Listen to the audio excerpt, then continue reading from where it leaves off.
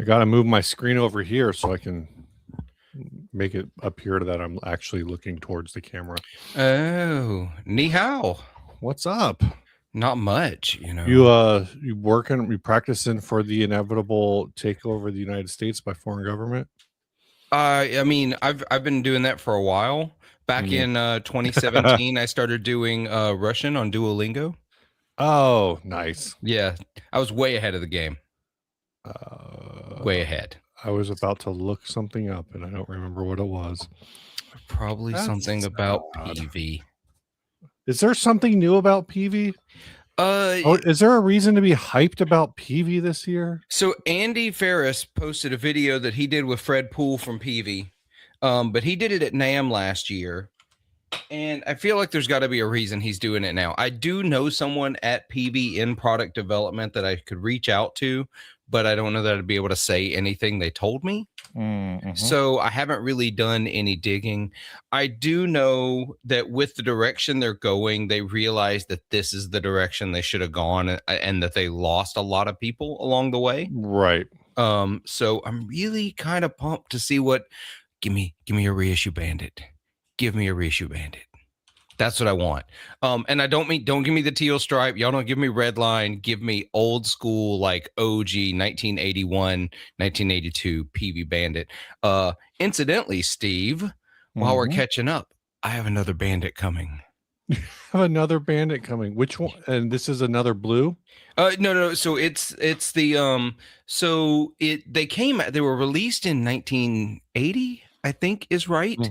And so that first year Bandit, the text for Bandit is in the same font as the Gunsmoke logo. So interesting. They call those Gunsmoke Bandits. There weren't a lot of them. In fact, I've never seen one in person, and all the photos online are like from the product catalog, right? But I have been assured from my friend at PV that they have one there at the factory that was part of their museum in Meridian. And so they did exist. That was the first year. There just aren't a whole lot of them out there.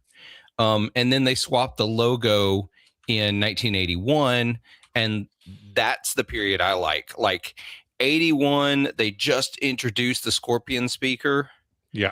And so 81 to 83. One I have already is an 82. The one I have coming is somewhere in that same time frame. So I'm going to do a wet dry or stereo Bandit rig. I'm very excited about it. Wet dry Bandit rig. That's I mean, that's a thing. Well, my point I want to prove is that as much as I love bougie gear, I can pull off a portable. They're heavy, but they're not bad. They're 112s. A portable stereo amped rig that sounds really good for less than $400. Can you get? So you can still get two Bandits for under $400? Yeah, the one I just bought. I bought it from Guitar Center, but I had some gear rewards, and I had I had gear rewards, and I got a gift card for Christmas. So when I bought it, it was listed at $199. Yeah. And the other one I already have, I paid $165 in a local shop for it. I feel like you shouldn't sleep on the silver Bandit. I feel like I think it's after the silver Bandit that things kind of fell apart. Oh yeah. And some people get really nostalgic for like the trans tube tech ones and the other stuff. And I've heard them sound great. When I talk about the guy who came into the club I was running sound for and played for a band and was one of the best sounds I've ever heard. He was literally playing an Affinity Squire Strat into a teal stripe Bandit and sounded incredible. I'm trying to find a picture of the one you're talking about. Oh, the Gunsmoke Bandit? Yeah. Man, it's good luck. Good luck. Because the only images I've ever found online, hold on. I will share this screenshot. It comes from Facebook, from the PV Bandit Owners Group.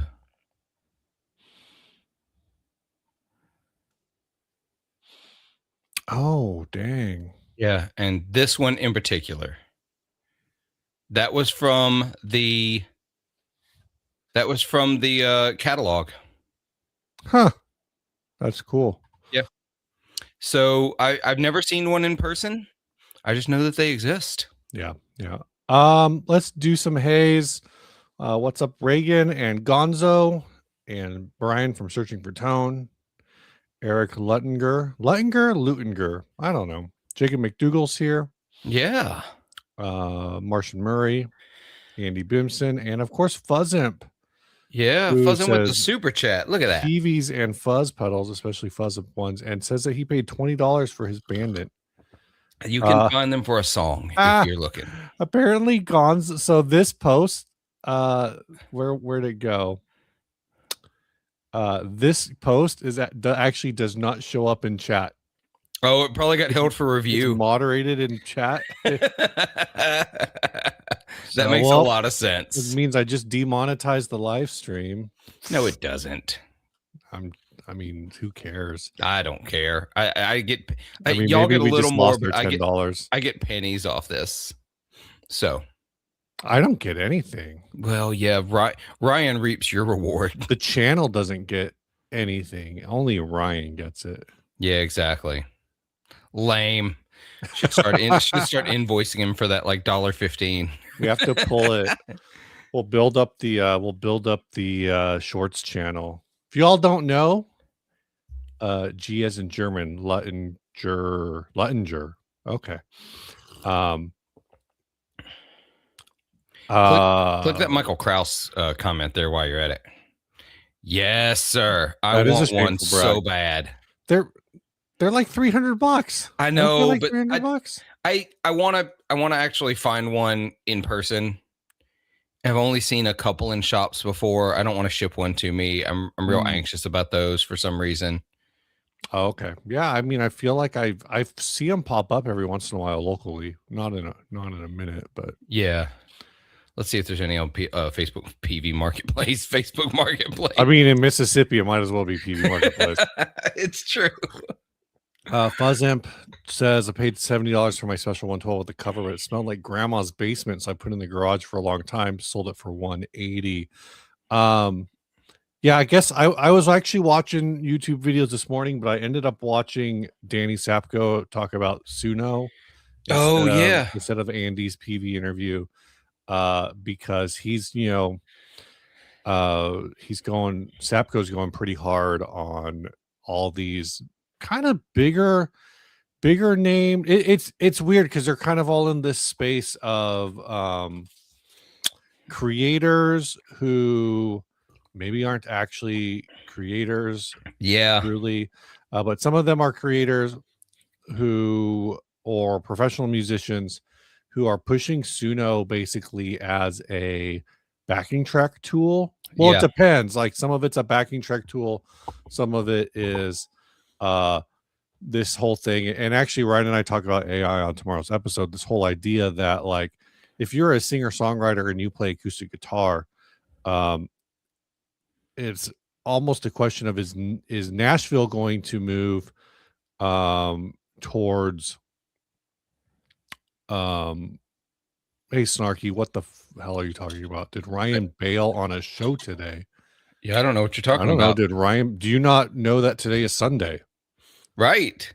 Yeah, good music is good. I need a proper bass amp. Yeah. Love it. That's what's up. But what I was saying is you have these people who well the question that I kind of have is whether or not Nashville is potentially moving towards a situation where if you are a singer-songwriter, it will no longer be good enough to say, here's the lyrics that I wrote, here is an acoustic demo, this is the concept I have. Do you actually need to take that concept of like, oh, I wrote this song and I think it could be like a rock ballad that kind of would be a good fit for this artist? Do you need to actually go into Suno now and say, here's my vocal and acoustic guitar track, turn this into a song that sounds like Nickelback? Yes, the answer is yes. It's already happening in Nashville. You It's know, not. Is it going to happen? It's already happening. There was the most recent episode of Dipped in Tone with Zach and Rhett. Rhett talked about, he did not name the person, but he talked about a Nashville songwriter that he knows that he's been talking to, who they use Suno to do that exact thing. Yeah. To try songs in different genres. And I'll give a little peek behind the curtain just because. So I put out a little short of this instrumental take on God Rest Ye Merry Gentlemen that I've been working on. I recorded parts for that. I put them into Suno. I exported the stems from Suno. I took the guitars out and re-recorded the guitars because it overly polished all the guitar parts. But I used it as a backing track where I fed it the initial source because I was curious. I wanted to see, if I'm going to talk about something, I want to be versed in it and know what the hell I'm talking about. So the biggest one that I've been getting pushed is a bass player named Mohini Day. Yeah. I don't know if you're familiar with her. Apparently she's in Will Smith's band now. Oh, okay. But she's been on Fallon. She's got a viral video because she plays bass really. She's doing the whole how many notes can you shove into a measure style of bass, which makes for good, standalone content. She plays like the bass camps. I know she's done a couple of those bass camps that Freak Bass and guys like that do. What's her name? Mohini Day, Mohinidey.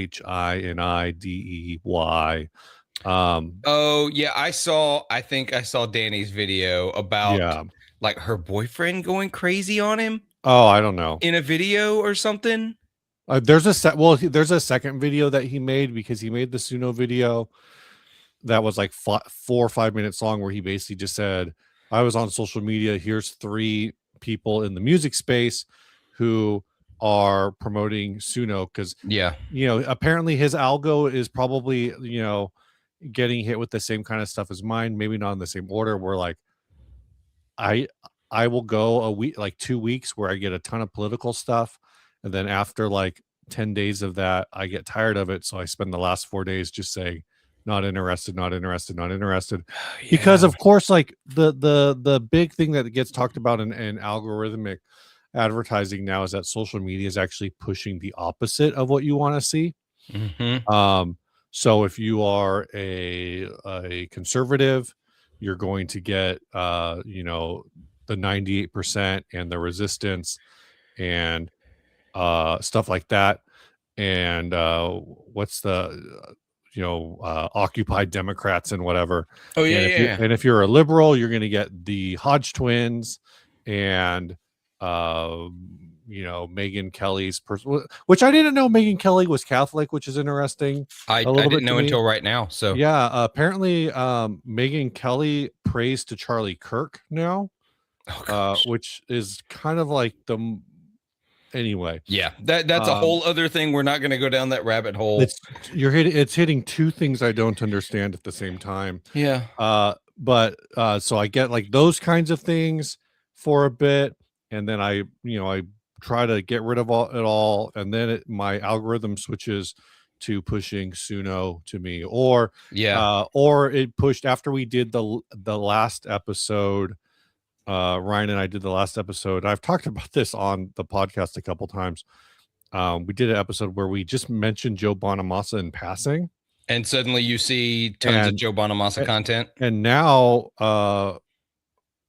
tons of it, but none of it's Joe Bonamassa content. It's all actually, and one of them is Lexi Rose, who is also promoting Suno. I get a lot of her content. She's also promoting the Epiphone Joe Bonamassa Black Beauty.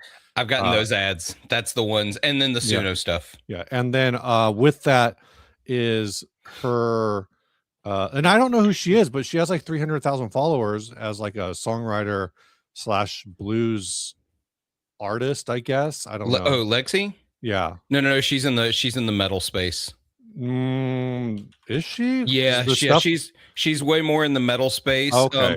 While she has the because she's Bonamassa video, but if you go back, because she goes through like phases in my feed, and I okay. don't follow her, but like I see them because they're pushed. But she does like the sweet picking and tapping and Yeah, stuff like I that. just pulled up a video and so she's only doing she's pretending to be blues, just like Joe Button. No, I'm just kidding. Good music is good. You can delete your history all you want, but the engine already has it. So yeah, deleting your history does not fix your algo. Deleting your cookies might, if you were to delete them and then run like on private mode for a week. Yeah, just deleting your history won't do it, unfortunately. No. Yeah, Gonzo says Mohini Day and her boyfriend are getting eaten up in the YouTube comments on their channels, but all you see is love for her on this. I mean, that's kind of how social media, the state of things is if you are people who consume a lot of YouTube are not as active on Instagram and vice versa. Personally, I don't want to say I can't stand Instagram, but there are aspects of Instagram that drive me insane. If Instagram ever integrates, like gives the ability to run live streams picture in picture, yeah, I will spend so much more time on Instagram. Same. But as it is, every time somebody goes live, and I've done this with yours, I've done this with other people, it's doesn't matter who it is. I can't stay in an Instagram live stream for more than 5 minutes. Dude, and you're not alone. Like I do my Instagram live streams, and they're not big. I think at most we've ever had like 20, 25 people. That's like the biggest moment. That's huge. Feels huge for any for Instagram. I don't think I've ever been in one that has more than 10. Yeah, well, most of the time it's like 5 to 10. We're just hanging out, chatting. And when let me ask this, because since you've done it more, when you go live on Instagram, does it tell you when people show up? It's weird. Sometimes it does, sometimes it doesn't. Also, a thing, it gives you the eye to tell you how many people are watching. Yeah. That's not how many people are watching. That's how many people have been active in X number of minutes. Interesting. So if somebody's just watching and doesn't say anything, after a few minutes, that number will decrease, but they're still there. I've had that happen when I thought nobody was watching, and turns out like there were like 2 or 3 people just kind of chilling, watching, hanging out, and then they comment and the number goes up. And they're like, yeah, I've been here the whole time. Yeah. Gonzo, I mean, I think this is pretty much it. The only way to fix your algorithm is to watch the things you want to watch and to not watch the things you don't want to watch.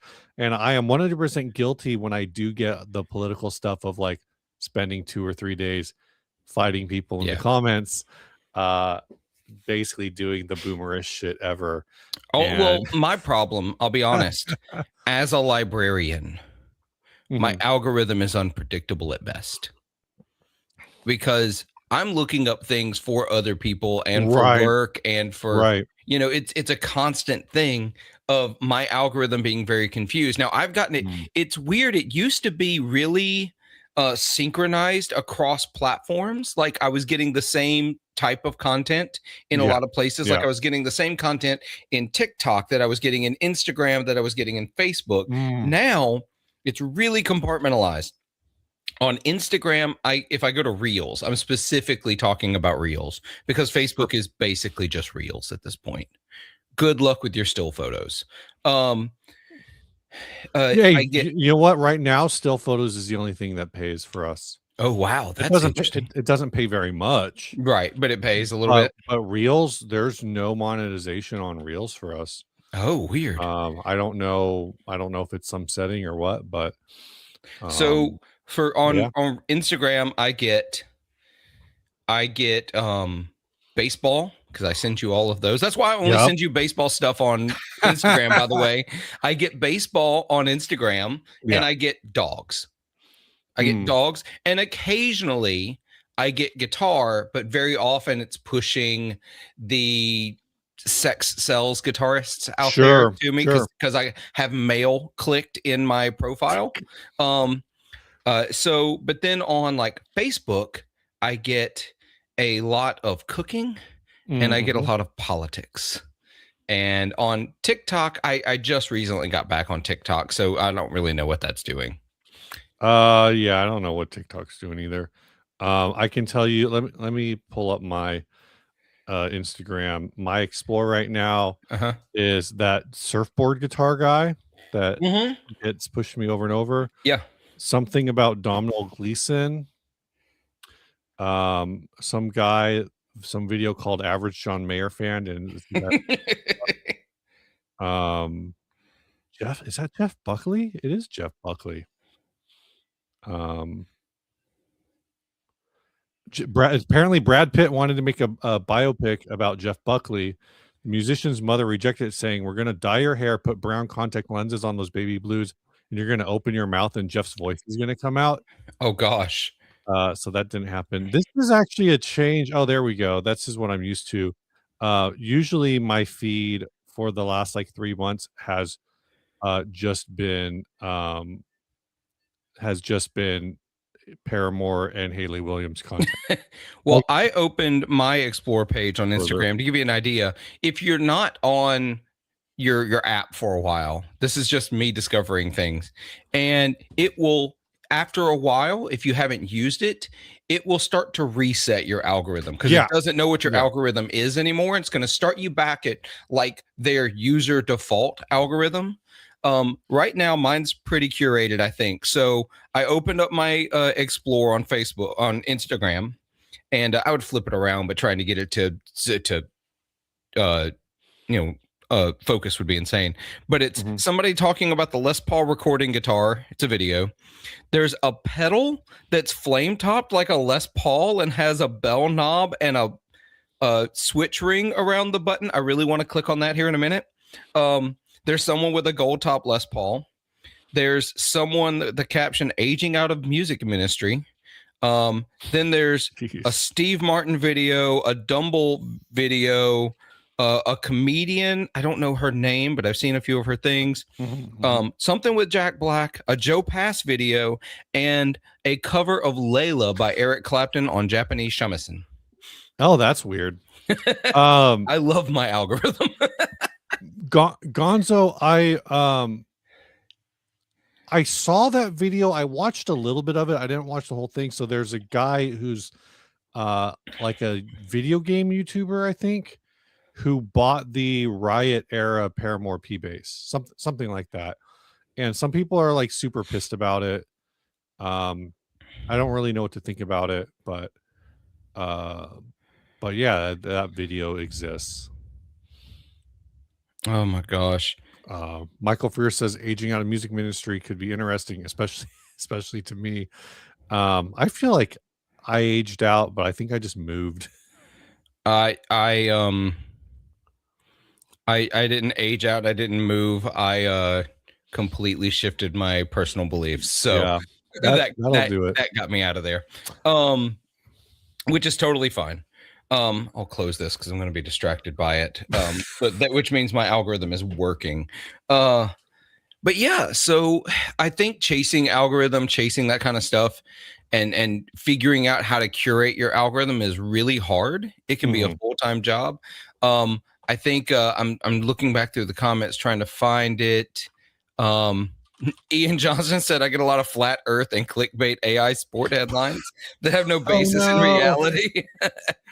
um uh I just hit, Andy says I just hit not interested on any political content. So my favorite thing on TikTok to do when I get something I don't want, especially the paid ads that they're really pushing certain political Right. and ideological views. If you click the share button, you have an option to say not interested, and you can tell it why you're not interested. I always say it's too sexual.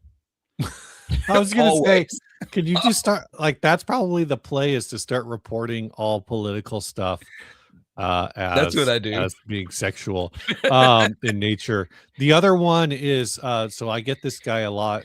His name's David Harris Jr.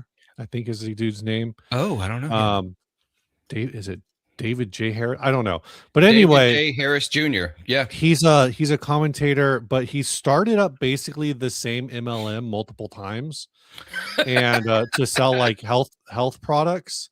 And the last time he did it, I think it like never fully launched or something. Okay.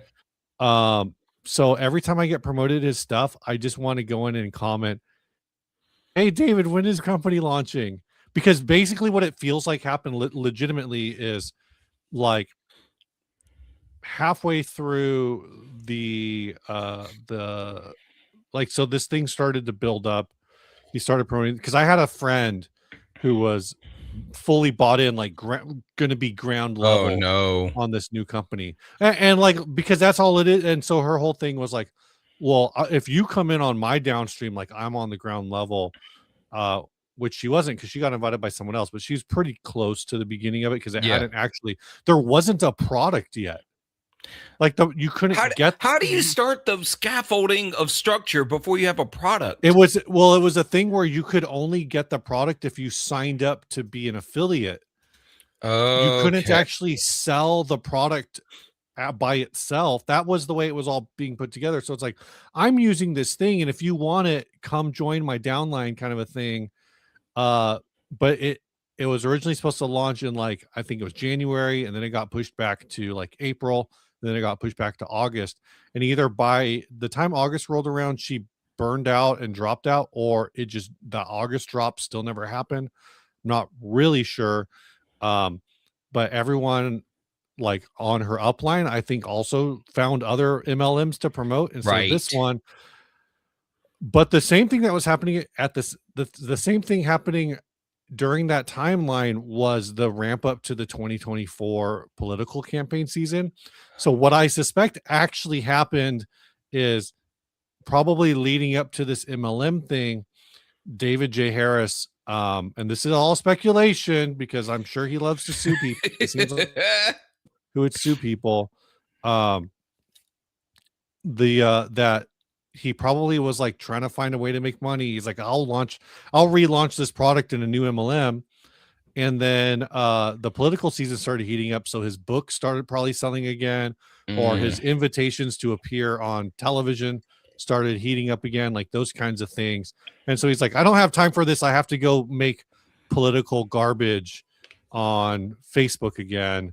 So I don't have time for this.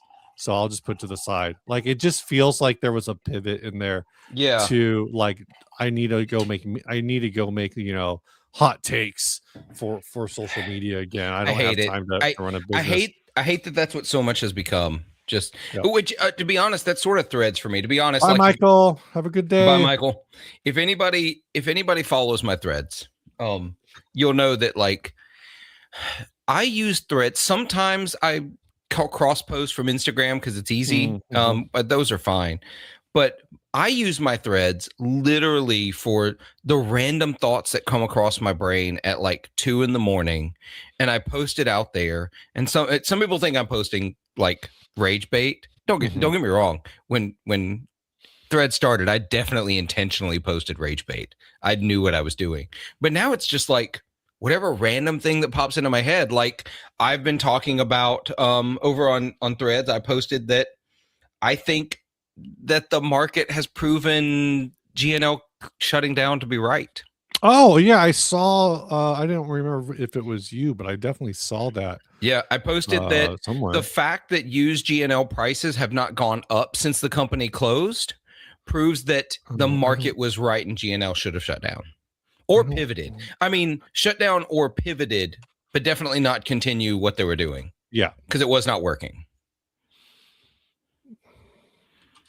What up, Doggy Dale? I'm glad to give you something to do today. But yeah, that's what I use Threads for. Because I'll be honest, because I have to fight to keep my Threads on guitar. Oh yeah, because Threads goes political fast. Yeah, and Threads is because of the way it works is if you stick to your following, then it's fine. But as soon as you go a lot of political stuff too, so that doesn't help. But if you stay on like the For You, which the For You like ebbs and flows, but a lot of what's on For You is what other. So I don't get my political stuff on Threads, or rather 60 Second because I don't have a Threads account. I use the Oh yeah. corporate Thread I account. I don't have a personal either, just the podcast. Jacob says over 5 years, I think I sold like 3 GNLs at my store. Yeah, exactly. And he works at a Guitar Center. Yeah. What's up, gay boners? And What's up, hey, Amanda? Amanda, how's it going? Yeah, I said. Michael says we're all upset about GNL closing, but we don't own GNL, so it's our fault. It's the same thing with Hofner. Hofner just filed for bankruptcy. Whether or not they will actually fully go under, I think is yet to be determined. But they filed for bankruptcy, and so people are saying like it's GNL all over again. But it's like I tried to talk to somebody about the Hofner. Is it the very thin, or the super? I forget if it's the super thin or the very thin. One of those, which I don't even know if they still make those. But I was saying like, oh yeah, they used to make these great like electric semi hollows and whatever. They were just like completely dumbfounded. You know, if you're not, sorry, I'm looking at you got. What's I'm up? Stumbling over this. Okay. I gotta share this. This is the Hofner website. When you go to guitars and basses. Okay. Paul McCartney. Wow. Paul McCartney. Oh no, this is the club basses. 1, 2, 3, 4, 5, 6, 7. Is that all of them? They basically sell. That might be. 7, oh gosh, no, there's more. 8, 9, 10, 11, 12. Now I know some of these are the left-handed versions, but whatever. Oh, that very thin is cool. 13, 14, 15.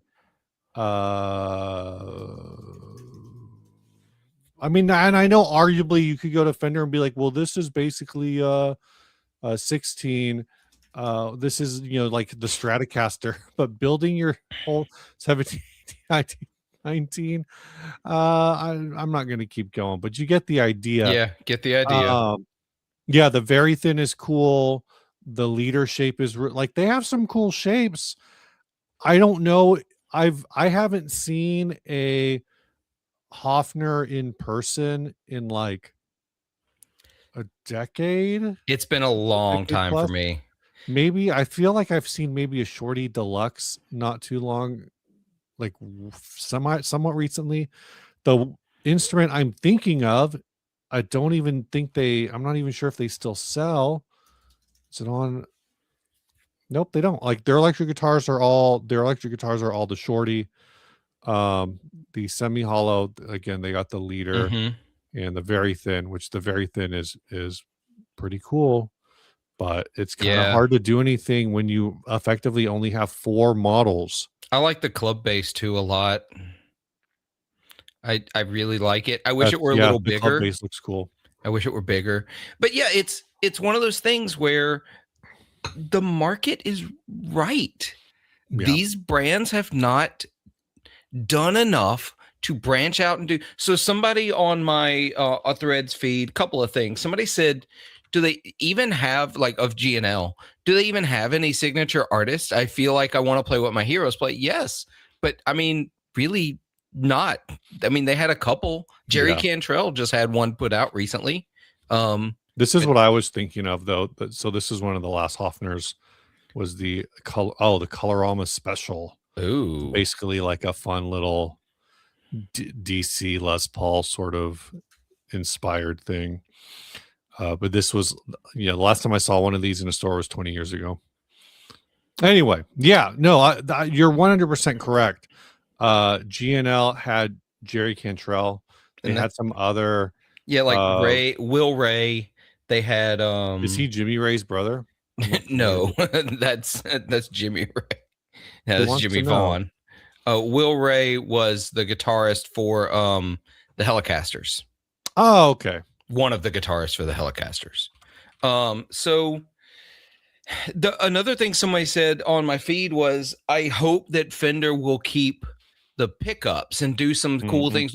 They aren't. Like I have no inside knowledge. I don't know, but I think the fact that we saw them throwing out all of the inventory, I think the fact that everything got tossed, parts and all, means whoever bought them, we still don't know that Fender bought G&L. We know they bought the licensing to Leo's name and likeness. Right. That's all Right. we know. They may not have bought G&L at all, as far as I'm aware. Mm-hmm. So I would say no. I would say that G&L is dead. It's gone. I mean, I think I pretty much agree with that. It's hard to know what they actually bought. Like you said, someone's probably dug through some files somewhere. What I saw from people reporting things that were thrown out, it was all like hardware. It was all like it was all bridges. So it does seem weird that you would do that though. But if you were planning on doing anything. Yeah. But I don't know if anyone was digging out pickups and stuff. I'm looking at their family, the G&L family, and at least as far as guitar players that I recognize by name, who are listed as their family, and bass players, but Jerry Cantrell, as you mentioned, Elliot Easton from the Cars. That's right. Elliot Easton's from the Cars. Am I crazy? No. I wish I could tell you. I should know these things. He's the guitar player from the Cars. Okay. Peter Frampton is listed as he had a model at one point, but nobody knows Peter for G&L. After that, going down, I mean, it's kind of, I am not hitting anyone. John Sykes.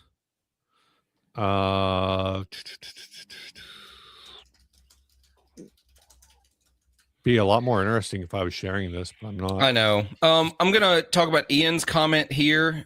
Never mind G&L and Hofner, who is buying JHS. He does not mean JHS pedals. He means John Hornby SKUs in the UK, which is a music distributor. They owned Vintage and Fret King. I don't think anyone is. So last I heard, nobody was buying them, but I haven't looked into it in a bit.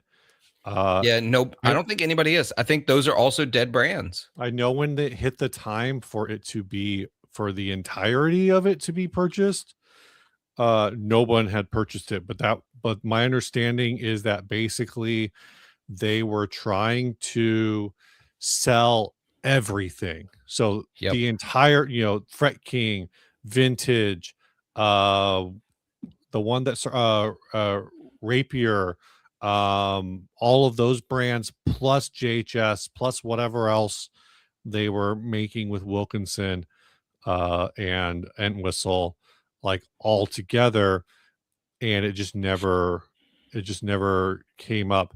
It was in the will to be broken up and sold, but apparently they just wanted to not break it up. I don't know. All I know is it hit a deadline, and at least at that point nothing had sold.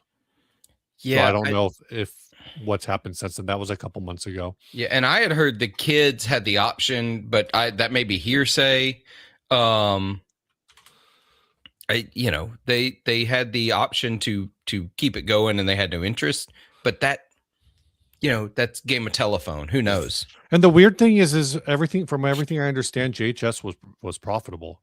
Yeah, it was making money. I mean, they had that custom shop that seemed to be selling well, the Vintage custom shop. Yeah.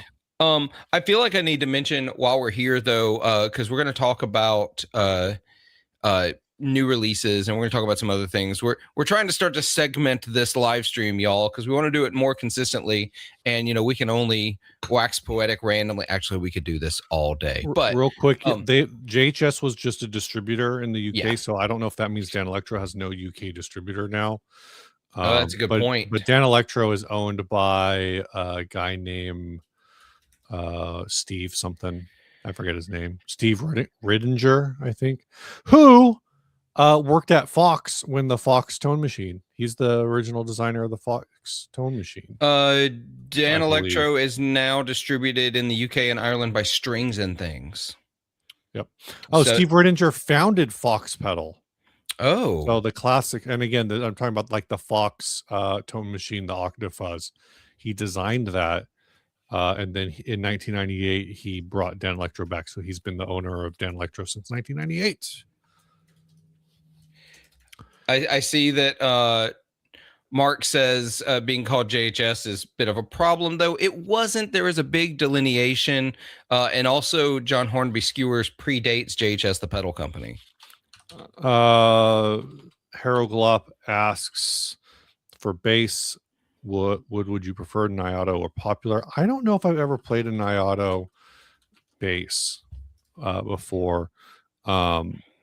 So my gut is just kind of leaning towards Popular, but when I looked that up, there's a lot of it looks like there's a lot of the budget-minded brands that are building with Nyato.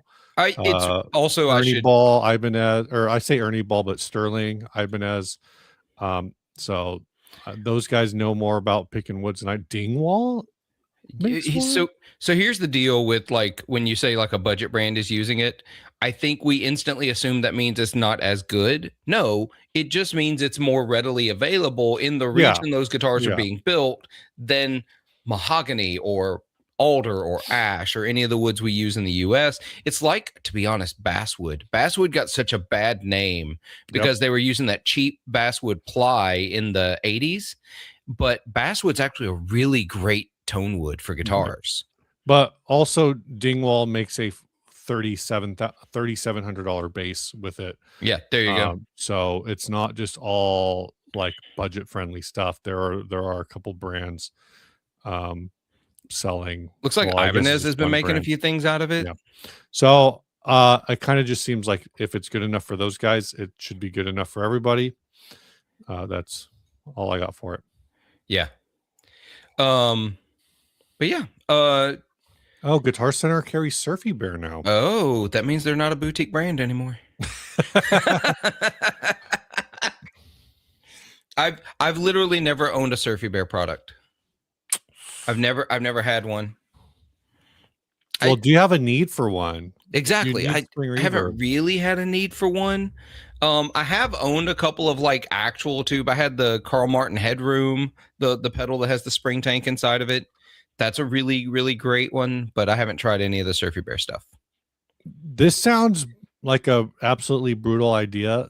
But should I try to do a future live stream from the rowing machine? The problem is I don't think I could row for 2 hours. No, hell, dude, 15 minutes on that thing and I'm cooked.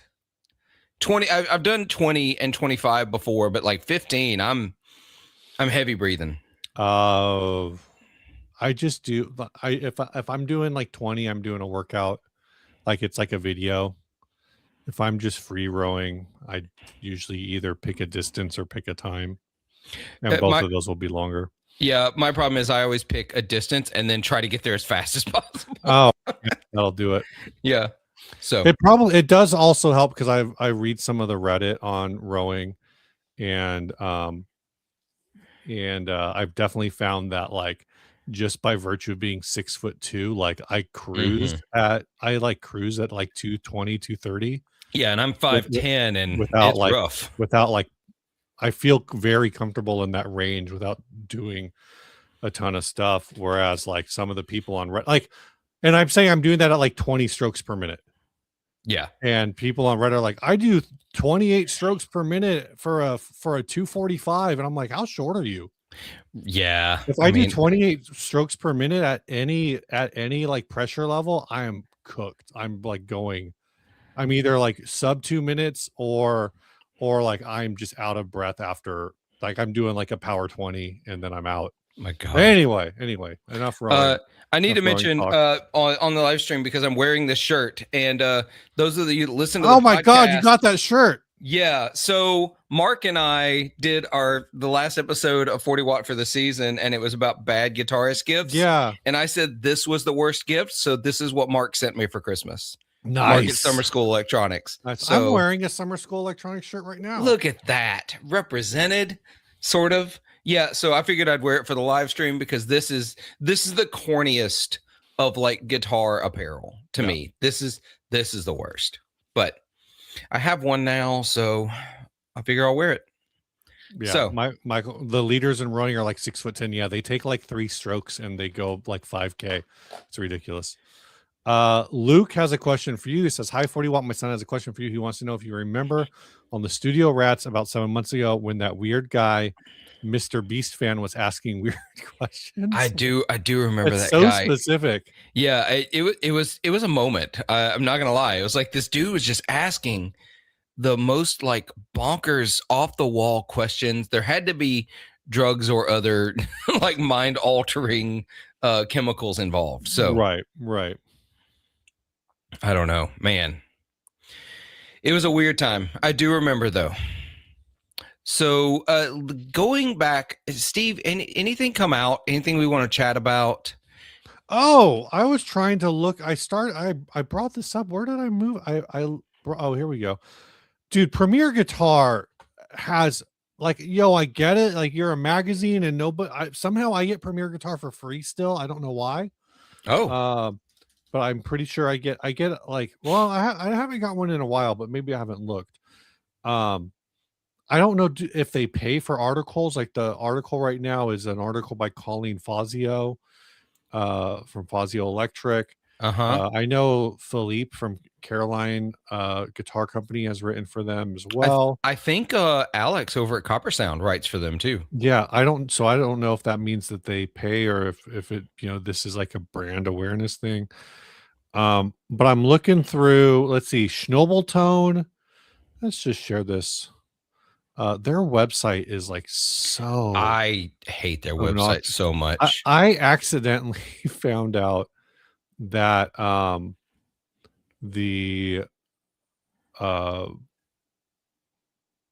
found out that I had been, when I was making my Premier Guitar stalking video, I found that I was going that I had the website at 175%, but I just thought it meant that I just thought the ads were huge. But I was the one who was dumb. So let's see, new products from between now and the last time we streamed. Yeah, the Schnobeltone dumbbell boost. Oh boy. Let's see, these are ads. Yeah. I'm just looking at guitars. Earthquaker Barrows. Was that new? The Summer School and Super Cool collab that came out. That's pretty rad. I am looking forward to getting that into my hands. So my question, because here's a question for Mark and Jamie. If they ever see this, the question I have is, because y'all reached out to have Ryan demo on, his schedule unfortunately didn't allow it, but since there's two companies on this, does he get paid twice? does each one of them, like, he's like, well, if you want me to review both sides of the pedal, you're both gonna have to pay for the unboxing? Or is this really one pedal? Is it just, if it's a 2-on-1, should he be charging twice? Oh, how exciting! SansAmp limited run. Oh boy. Big Muff Pi 2, that happened since. Yeah, that did happen. That was an interesting release. And I don't mean interesting bad. I just mean interesting. Yeah. A lot of what's the word I'm looking for?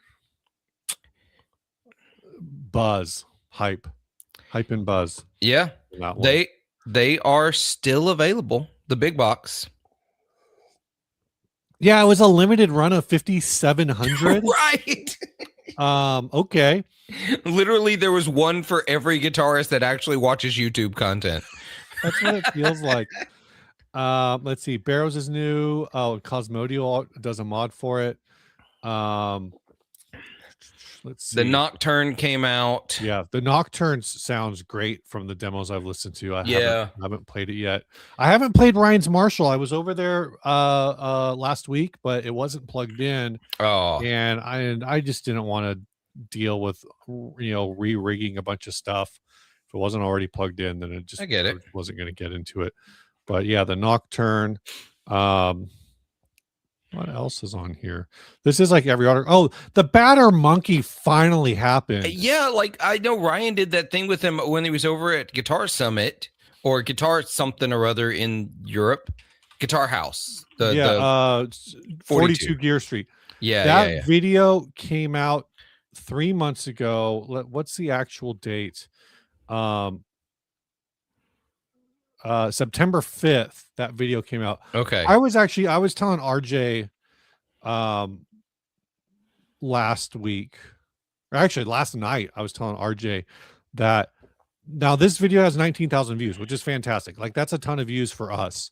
But I think had we been able to time this better and dropped this video like a week before the actual launch, so this is December 10th. So say this video drops, that Batter Monkey video drops on December 3rd. Right. Instead of 19,000 views, it's got 40,000 views. Oof.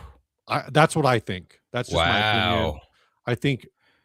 You think it makes that big a difference? Yeah, because instead of promoting something, because now when people go to watch the actual Batter Monkey demos, they're not going to go back to September. I could be wrong. No, they're not. I would be wrong. I definitely wouldn't. But I think I think the idea of, Dog Dick Dale says it was the leak. Like that was the idea, like, oh, we're gonna leak this thing. But I think the leaks that work as like effective marketing, because it was, it was a joke of a leak, right? Like it was a planned thing. I think those work when there's like push behind it. So that video got, by the end of September had 16,000, almost 17,000 views. And then after December 10th picked up like another 1,000 views. Wow. So it did get some, but I feel like it would have been able to ride much more of a hype train. Yeah. I don't know if there's anything else really that came out. The Fairfax there, I think this is the last thing, but I like that a lot. I kind of want to try it. Strymon doing analog is a weird thing. Yeah. I think I don't know. I don't know what I don't know what I think about it. Hi, Jessica. Yeah. So let's scroll back and answer some questions here. So let's see. I'm gonna go back. They talked about the Flasher. I remember that stream. Okay. Luke says, going to a country concert next week. Post Malone is going to be there. What's your favorite singer? My favorite singer. Man, I don't actually know. I have a lot of favorite, like I love songwriters and I love singers. It varies. Who was it recently that really shook me when I heard them? There was someone recently, and I can't remember who it was now though. To be honest, I'm gonna say something controversial. All the best singers do Broadway. They don't do popular music. So I love Broadway singers, and I love hearing them do popular music. But like I like rootsy, gritty vocals. So you never know. I'm just gonna say that those are two different skill sets, and I think we should have all learned from Glee that Broadway singers should not sing pop music. I don't know. Idina Menzel would like to have a word. Idina Menzel sucks balls, dude. She's amazing. She's an amazing Broadway singer. Her pop stuff is shit. I don't disagree. That's all I'm saying. Like they're two different skills. It's like, no one wants to hear Pavarotti sing. I mean, now that I say it out loud, I do kind of want to hear Pavarotti sing Enter Sandman, but not. I want to hear like Pavarotti do Fall Out Boy. Come on, let's go. Is a Pavarotti? Which one of them died? Is Pavarotti? I think Pavarotti's gone. Are they all dead? They're probably all dead. Graham Campbell, latest rig rundown. Mark Ford and Doug. He died in 2007. Yeah, I'm pretty sure he's dead. There is a great rig rundown with Mark Ford and Doug Pettibone, Lucinda Williams band. Mark Ford's one of my favorite guitarists. Yeah. Let's see. Scrolling through. Luke, you're asking so many questions about the weird guy. It's starting to make me wonder if you're the weird guy. I do not remember the questions anymore. I've slept so many times since then. I just remember the general vibe was weird. Mark DeBrune, if a pedal is double boxed, does Ryan charge twice? I don't know. Not that I've seen yet. Placido Domingo is still alive, Oh, there you go. and Jose Carreras, the third of the three tenors, is still alive. Oh, wow. Okay. That's it. The best singer-songwriter was Dewey Cox. How do we feel about that? I don't know about all that. Let's see. I'm going back through. I don't know if there's any like other new product launches that you can think of. No. Luke, you asked if I know Paul, James, and Vinny in person. I have met Paul and James in person. I've never met Vinny in person, but I will meet him at NAMM this year. So, nice. Good music is good. I bought 3 Demon Effects pedals this year. Do you think something like Demon Effects is bad for industry, or does it make it I don't better? know what's going on here, so you have to cover this for me. I can't. There's nothing for me there. All right. Demon Effects. So Demon Effects don't just walk the line between clone and counterfeit. They cross it. Because Demon Effects will put the branding on the pedal for you if you ask them. Really? Yes. But I think at least with like their stuff that exists, right? There's stuff that says Demon Effects is no more egregious than Warm Audio or Behringer or, you know. Yeah, that's it depends on the Behringer, but like, yeah, this here, this straight up says Turbo Tuner on it. Right. Is that the same model number? I'm trying to find that out. Turbo Tuner. Sonic Research Turbo Tuner. The Sonic Research one is the ST300. Got it. But yeah, it's very similar. I'm not sure what this boost is trying to be, but this dual boost is doing the what's that brand? I forget. But they have another one here. The Gladiator is the Gladios. I didn't know that existed now. Yeah. I'm not sure. Do you know what this Fab Suisse is? Let me look. Yeah. Oh, that looks really, really familiar. Based on the Tapestry Audio Fab Suisse. So Tapestry Audio, really? Yeah, and it doesn't quite look as much like it, but it's definitely in that brand. That's their only overdrive pedal. And I cannot get a good picture of it. This one's actually, in some of these cases now, they're just taking the name. They're not really even fully doing like the graphic. Yeah. Which is kind of weird. Yeah, like the Gladiator. I mean, that's the Gladio. Yeah. And the graphics. Yeah, that one is. It's a little gross. I'm going to be honest. It's a little gross. This is, I assume, is a Mad Professor. The Sweet Girl Overdrive. The Z Drive is a Zen Drive. The Angel Blue Drive is a Timmy. But at least this one, the Angel Blue Drive, it's got the color, but it doesn't feel like it's going as hard. I don't know what this is supposed to be. Now they straight up say too, it's the TS808DX. So this is a newer feature. I'm going to, instead of sharing screen, I'm going to share a window, which is very dangerous. But here we go. Actually, let me do this. Let me just share this whole window. So now when you click on these, and I don't know if it was this way before, but it straight up tells you what it's based on. Like they're not, which I don't remember. They even have like this versus this. And I don't know if anywhere in there, designed by USA. Yeah. Designed by USA, reverse engineered-ish. in China. I mean, that's obvious. We know what that is. I mean, it says TS 808 and TS 9. Designed by Japan. So they're is the red, is this the key? No, this is also TS 808, no. TS 9. I don't know what's different. Well, I know Keeley has like a red drive or something that's his own version of the Tube Screamer, which is why I think this might be called Designed by USA. Right. Can you highlight Gonzo's comment here? We'll talk about this. I think this is a good point.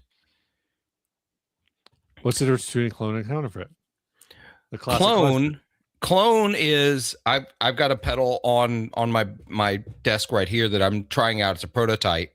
It is essentially a clone. What pedal is it? Are you going to show it to us? I can't because it's a prototype and it hasn't been released yet. But it's got some really cool features, and I'm just realizing it has. I need to figure some things out. It's because it's a prototype. It's got like extra jacks and like weirdness. There's a difference. Okay, I got one I can't hold up. The Victor from Mythos. Yep, it's a rat. In a lot of ways, it is a rat clone. It's tweaked a little, sure, but it's a rat clone. But it does not look like a rat. It gives you the vibe. Yeah. But no one is trying to sell this and say that it is a Proco rat. Is it a slant box? No, it's flat. Okay. So if it's flat, then it's not a rat clone. It's a 1981 TRV clone. My God. Anyway, so this is not a counterfeit because no one is trying to sell this as a Proco rat and tell you that it's an authentic Proco rat. A counterfeit lies to you about what it is. Right. A clone says it's this circuit, but it's not that pedal. Like, this is the King of Tone circuit, but I'm not calling it a King of Tone. I'm not putting the artwork on it. It's a pedal that's either inspired by or a direct copy of. Right. But it's not a King of Tone. That's the difference. So Demon Effects lives in this space where they try to get not just like the circuit thing, but they're also trying to get like as close to mimicking the trade dress without actually mimicking the trade dress, which is where it's like, personally, I think it's too close, but I'm not a lawyer. Yeah, exactly. I think it gets too close too, but that's just me. Jessica's talking about the Warm Audio. I didn't know Warm Audio was doing Mutron inspired stuff now. The phaser. Oh, okay. They did the mutation phaser I have too. Seen that. I forgot about that. In fact, I think Ryan may have done the mutation phaser. Yeah, I think he might have one of these. The Warm Audio mutation phaser is an interesting, I think, kind of an interesting case because it's one of those things where the box is so much part of the identity of the product. But that being said, Mutron also currently does not make anything in this box. No. For better or worse. If you're remaking something that is discontinued, like it, I'm a little less plussed about that. I'm not saying it's good or bad. I'm just saying like that's potentially an argument that they would make. It's very clearly a Mutron Phasor 2, clone. It's got, I guess it has one because the old one had a power switch. Pedals don't have power switches anymore because we have power supplies that can be disconnected. But Warm is another one where it's like it feels like Warm has one more level of QC than Behringer does, as far as I'm concerned. Like they're the same company. Yeah, I get it. Is that a hot take? I don't know. That's just my feeling. And their argument against that, every single one of our products is in the top 20 at Sweetwater. That's their argument against it.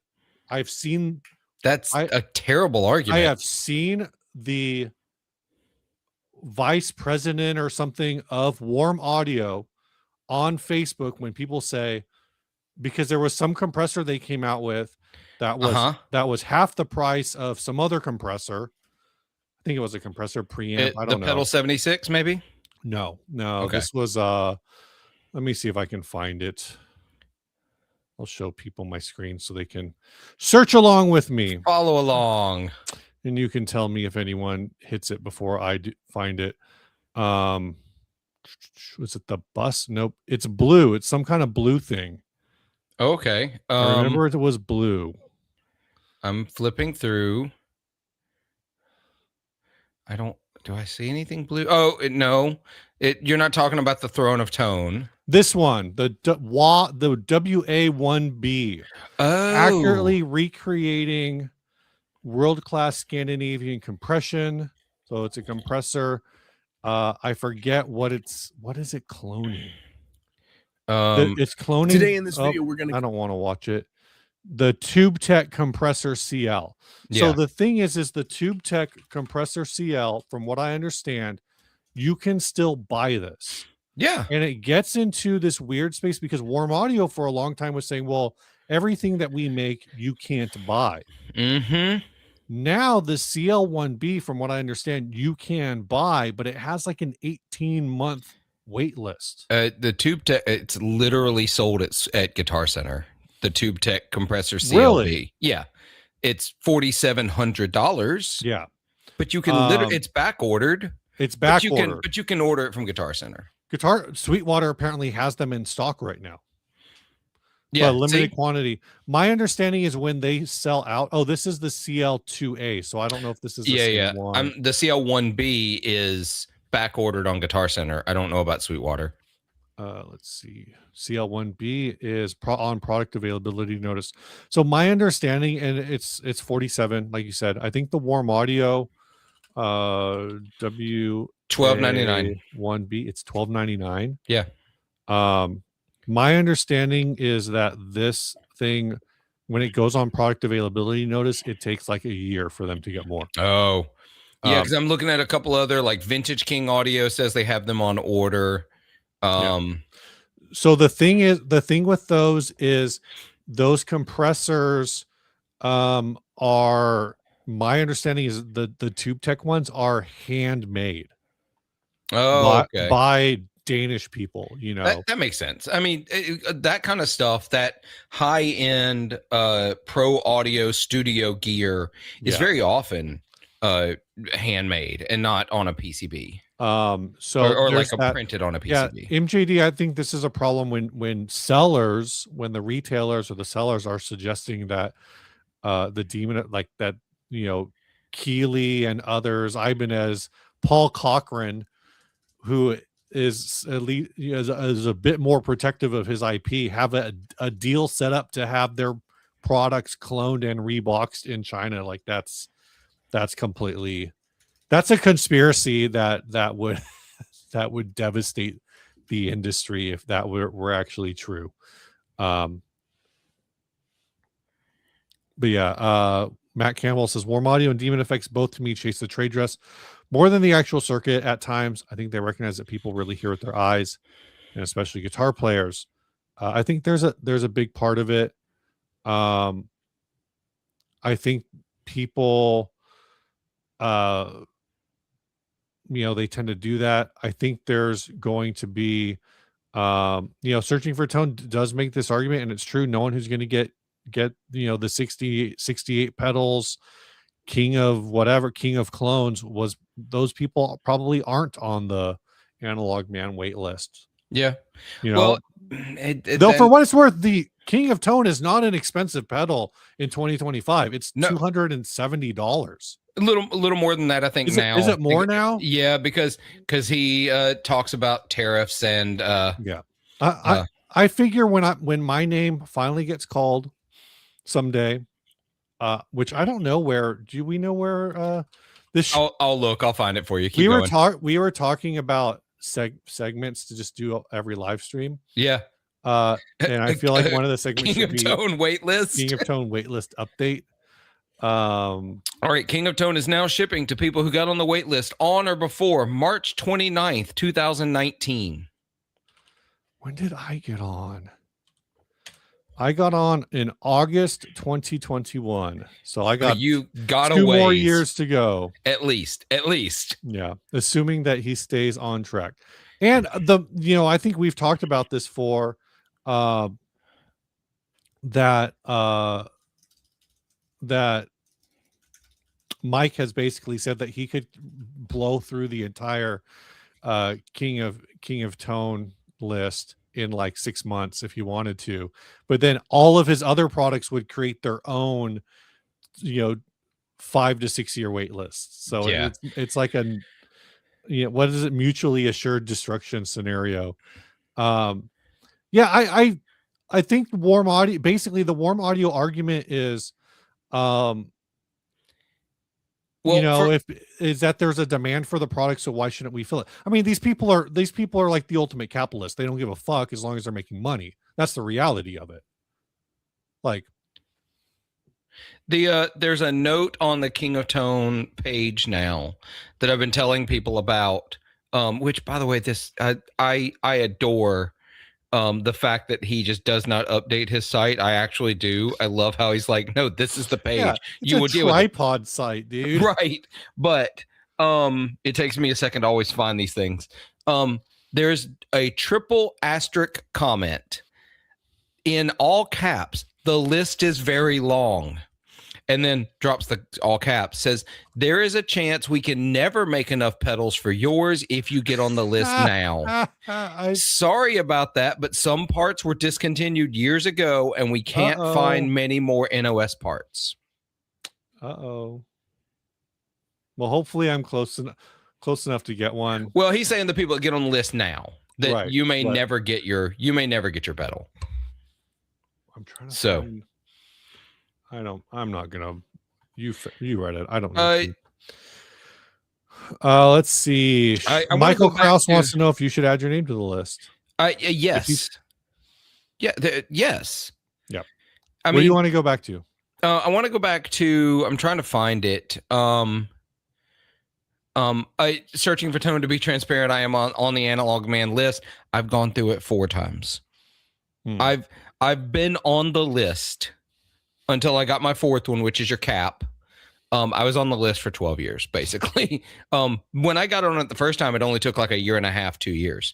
I think the Brothers AM is still available. It is. It was as of this morning, because I'm tempted to get another one. So here it is. Mark DeBruyne. I know at least one Dutch seller who is deliberately suggesting the Demon Effects pedals were by the original company. Yeah. Are you saying that you think the company they're cloning is making the clones that Demon Effects is selling? Because if so, in the case of Analog Man, I can 100% tell you they're not. Yeah. Apparently, so the follow-up was that the Dutch seller was saying, like, the EHX Big Muff, now there's a mini version. And, that basically the implication that they're like endorsed. Yeah, they are absolutely not. Mike was having to, at one point, customs stop anything that entered the country saying King of Tone, because Demon Effects was branding them with the Analog Man marketing, and they were smashing them as they were coming into the country. Let's see. Harold Glopp says, why collaborate with AM Brothers and Duke of Tone if they're widely considered to not sound like the King of Tone? Is it honest? The reason you collaborate is because there is a way to make something similar sounding, which both of those pedals have done. I have the King of Tone, Prince of Tone. I have the Duke of Tone. I've had the Brothers AM. There is a way to satisfy a demand for a circuit, even if it's not the exact thing, to get you close enough. And why would Mike keep letting other people make accessible circuits versions that aren't the same thing, because they don't have the NOS components? They don't have all the things he needs to make the King of Tone. Why would he not do that? Yeah. Also, at some point, Mike's gonna retire. Yeah. He's gonna stop doing this. There needs to be a way to continue that availability of that thing that people want. Anyway, I think it's just good business decision. I really like the Duke of Tone and the Prince of Tone. I think both sound great. I don't know if they sound identical because I haven't tried, but I think they sound close enough that you're fine. Yeah. We talking about mystery boxes. I want to grab a refill. Oh yeah. Let's talk mystery boxes. Let me refill my cup of coffee. Okay. I will be back in a moment. All right, sounds good. So I'm gonna get Steve to give me administrator abilities in this chat at some point. So let's see. Searching for tone. So you're saying I shouldn't have got a divorce until after I got the pedal. I'm not saying that, but I do wish the Analog Man site had a hit counter. That would be awesome. When my name gets called someday, sounds like I'm all going to the pearly gates. Yeah, I get it. What's up, Voltic Electronic Devices? What's up, John? Yeah, Jacob, you do need an Analog Man Sun Face. It is a shorter wait time, a totally different circuit, but I recommend it because I love my Sun Face. I still need to get a silicon Sun Face to go with my germanium one that I've got.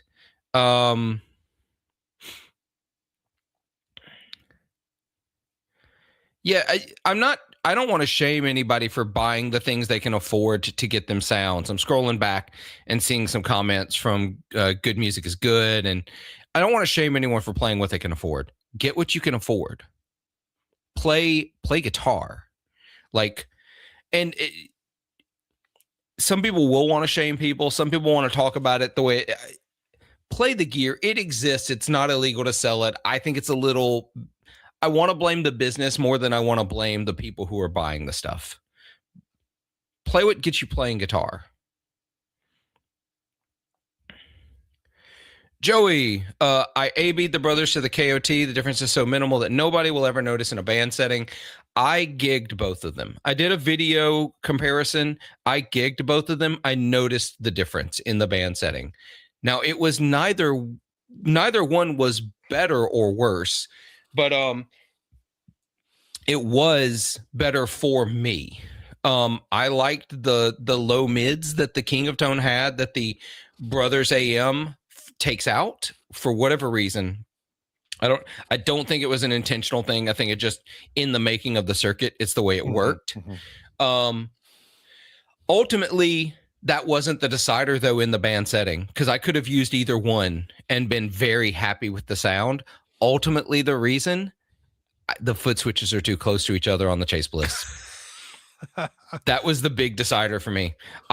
Because I'm singing and playing guitar and turning pedals on and off. So I can't stop to look down to make sure I'm not hitting both switches. I find that the Chase Bliss switches aren't too close to each other. It's that they're too close to whatever pedal is adjacent. No, they are way too close to each other. Look, you just aim for the edge. Don't stomp in the center. Yeah, but that's that's not the same. That was going to be if we talked about new gear. That was also going to be mine. Yeah, this is mine as well. This showed up right before Christmas. Yeah, I think mine showed up like a week after yours, or a week before yours. Oh yeah. It's great. I'm about to say pedal. It can't be a week after yours because that would be like right now. That would be 2 days from now. Right. Anyway. Yeah, Joey just says get MIDI. I don't want to have to program anything. Why it's all in the manual. It explains. Why get MIDI for like my blues gig that I use a fuzz and overdrive and a tremolo pedal for? Like I don't want that complication. I just want a pedal that works. And I have the King of Tone, a couple of them, and they just work. It is my favorite drive pedal of all time. The King of Tone. Harold Glop says you're not going to use it lost and found. Sell it to me for used price. Do you mean these used prices of $700 or $550? $500, No. $550. These used prices. These used prices. These used prices. These used prices. RJ actually asked me after I spent about an hour or so with mine, if I thought, is it a keep or a flip? And I think right now, so basically, without getting too into it, right? You very simply have a 2-in-1 pedal at the simplest idea, right? With if you just set it in for, you're not going to change anything else during your set or your jam or whatever. Also, I don't play live anymore, so it doesn't really matter. But conceptually, this is a 2-in-1 pedal, and which really it's a 12-in-1 pedal, right? But we'll call it a 2-in-1 in terms of like a functional use. If you're not using MIDI, like Joey says, like if you use MIDI now, it's a 12-in-1 pedal. But basically, this can replace a reverb and a modulation very easily, or a reverb. And if you're not using a tap delay, it could replace a reverb and a delay. So this is 2 pedals in one box. Well, there's tap tempo too. Space. There's tap tempo. Is there tap tempo? If you hold both foot switches down for 2 seconds, you get a tap tempo. I'm only halfway through the manual. So. Yeah, I read the manual. So. I basically skipped to the part where it explains how the knobs work. I was playing this pedal. Okay, this is dumb. I was playing this pedal for like half an hour before I realized that it's 2 channels with a mix in between. So I kept like turn on the right channel and then turn the left knob. I'm like, why isn't the sound changing? My God. Because it's on the floor, and for what it's worth, the colors are a little hard to read. Yeah, they are with it. But that's why I had to move my I have a like angled desktop pedal thing. I had to move it up on. I hadn't used it in a while. I had to put it on the desk because I needed to be able to read the things on the pedal. So this felt like a mystery box because I bought it so long ago that it was a mystery when it would show up. The different kind of mystery box. Same for what it's worth. But what do we think about mystery boxes in general? I don't what's an LT pick. Okay, sorry, real quick. Earl asked this question. Let's say you enjoy your LT pickups, but you also enjoy a pedal that opens up that LT. I don't know what LT is. What's LT? Do you know what LT is? No. Earl, what's LT? Maybe it's the PRS 5815 LTs. Oh, maybe. And I want to go back. I'm going to star this other question so we can come back. Actually, low turn. Okay, so like a low output pickup. Oh, okay, got it. You would also enjoy. So, I'm not used these. So, yeah,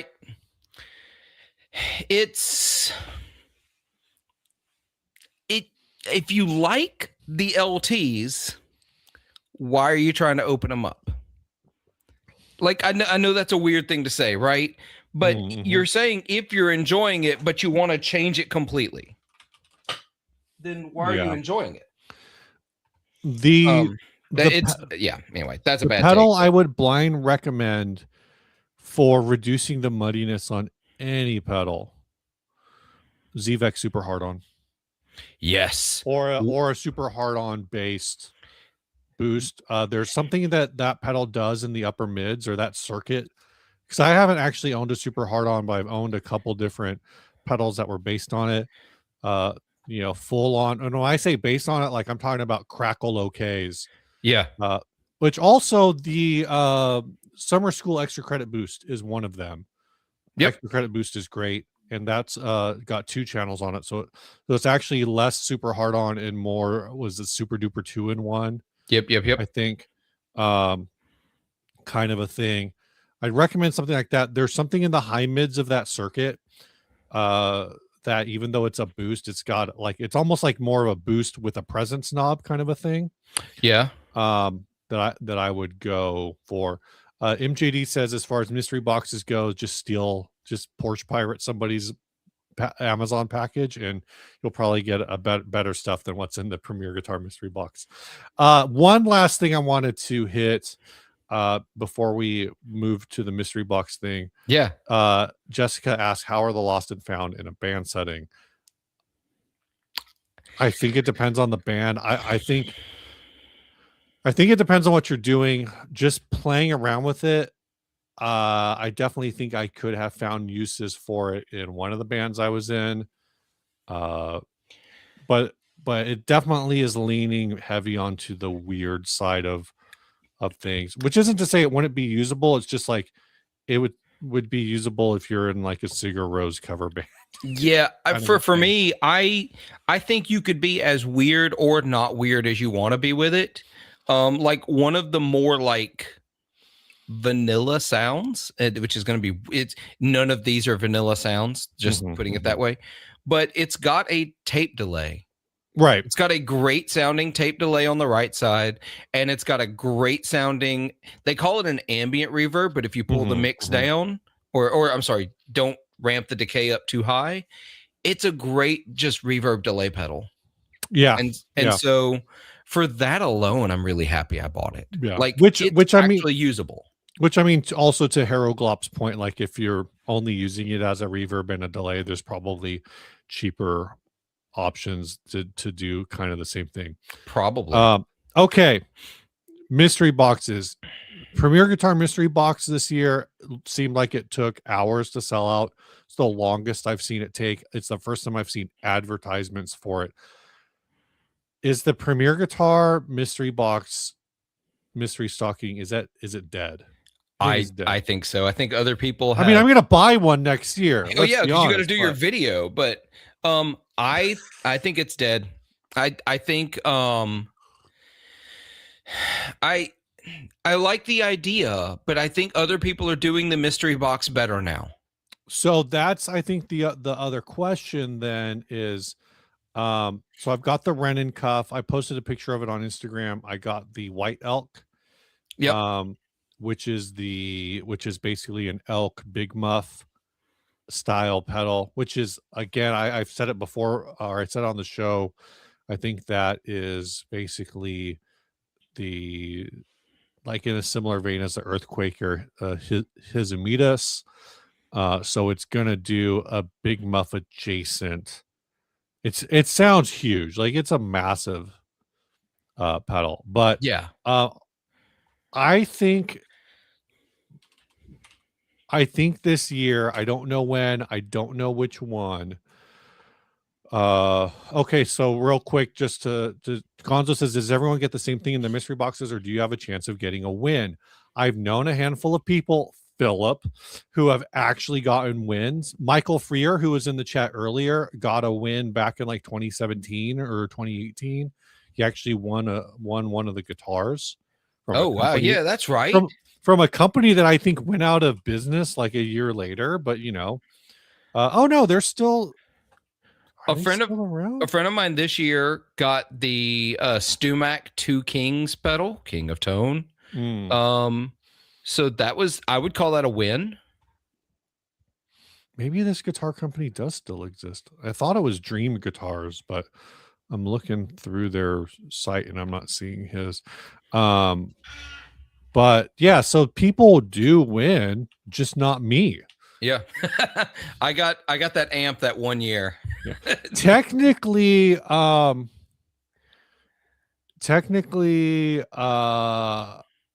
I have purchased a win, but it was a pedal that when I was buying multiple boxes, and I think it was one that I had shipped to Ryan. Oh, gotcha. Unless he actually bought his own that year, but I think I don't remember. Maybe for those of you listening, you're not supposed to buy multiple boxes. One year I bought 3 somehow. Yeah. Like I didn't know. It was actually kind of an accident. I couldn't get one to go through. Yeah. Doubling back. Earl said that he wants to open up so he can just use one. Okay. Guitar, get 2 sounds out of one guitar, which makes sense. Yeah, it makes sense. I get it. So yeah, people do win. Just not me. Yeah. Looking at, hey Earl, just for the record, I think it's easier to make a bright sounding guitar sound darker than the other way around. I go for brighter sounding pickups that I then want to back off because it's really hard to add that brightness if it's not there in the pickups. I may this year. I can't 100% confirm that I will, but I'm really thinking about doing one of the buy or borrow music mystery boxes. They have 2 of them. Yeah. One is 140, the other one is 260. So we can look at both of them. So the 141, each mystery box contains a hand selected boutique pedal, always worth $180 or more. These are new prices, of course. Right. You look at the list, what might be inside, like the all pedal stuff, DS Custom. I'm not familiar with DS Custom Audio. I am. That is hold on. The guy whose name is I can't remember it. I'm going to look it up.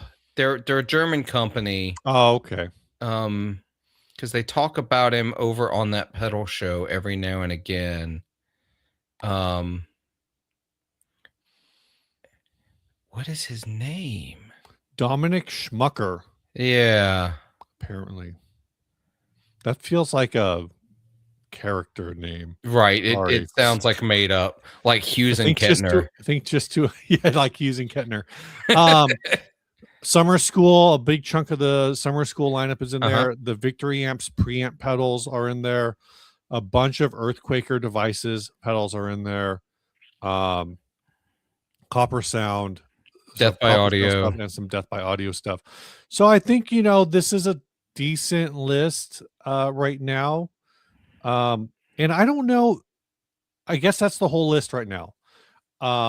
I don't know how they come up with this list. I don't know how they decide what goes into here and what doesn't. Some of it, like some of these Copper Sounds, I know are discontinued. So maybe but then I don't think a lot of these other pedals are discontinued. So again, I don't really know how they get onto this. I think I don't either. I'm pretty sure talking to Mark, I think Mark sold those to them for the boxes. So, okay. So maybe there's just people that they work with. Yeah. I don't really know. And yeah, so that's that. You just you pay a thing and you get one of these pedals, and whatever happens. The premium box is $260, and that's got a bigger list of similar kind of things. So, but you could get a whammy 5 in there. A whammy. I mean, I already have the mono neon whammy, so I kind of don't need that.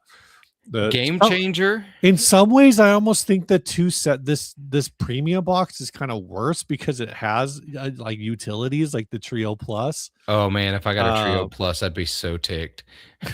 Out of this whole list, the Guitar Butler is like, didn't someone just get a Guitar Butler? I don't even know what that is. It's the Orange Amps. It's a preamp. Oh yeah, Mark Summer School. Oh, okay. He got that one. Did he get it from this or he bought this box and got that. Which this is like a $500 pedal, I think. Yeah. It's $479. $479, right. So I mean that's a win. You got so I mean kind of. I'd put that on reverb so fast. But so this is where I think the 270 box to me actually has less things in it I would be interested in getting, because there's so many of these things that are it's got a few things I would love. Like none of the UA stuff is really interested to me. The Voltic, John from Voltic was in the chat earlier. The Voltic stuff is super cool. I'd be interested in that. I love that they mentioned the Dream 65 twice. Do they have double the number of those compared to everything else? I hope not. I already had a golden and I already sold it. Oh yeah, I've had the golden, the Starlight. I do still have. I've got the Dream 65 and the Enigmatic. Mm-hmm. Great. They sound great.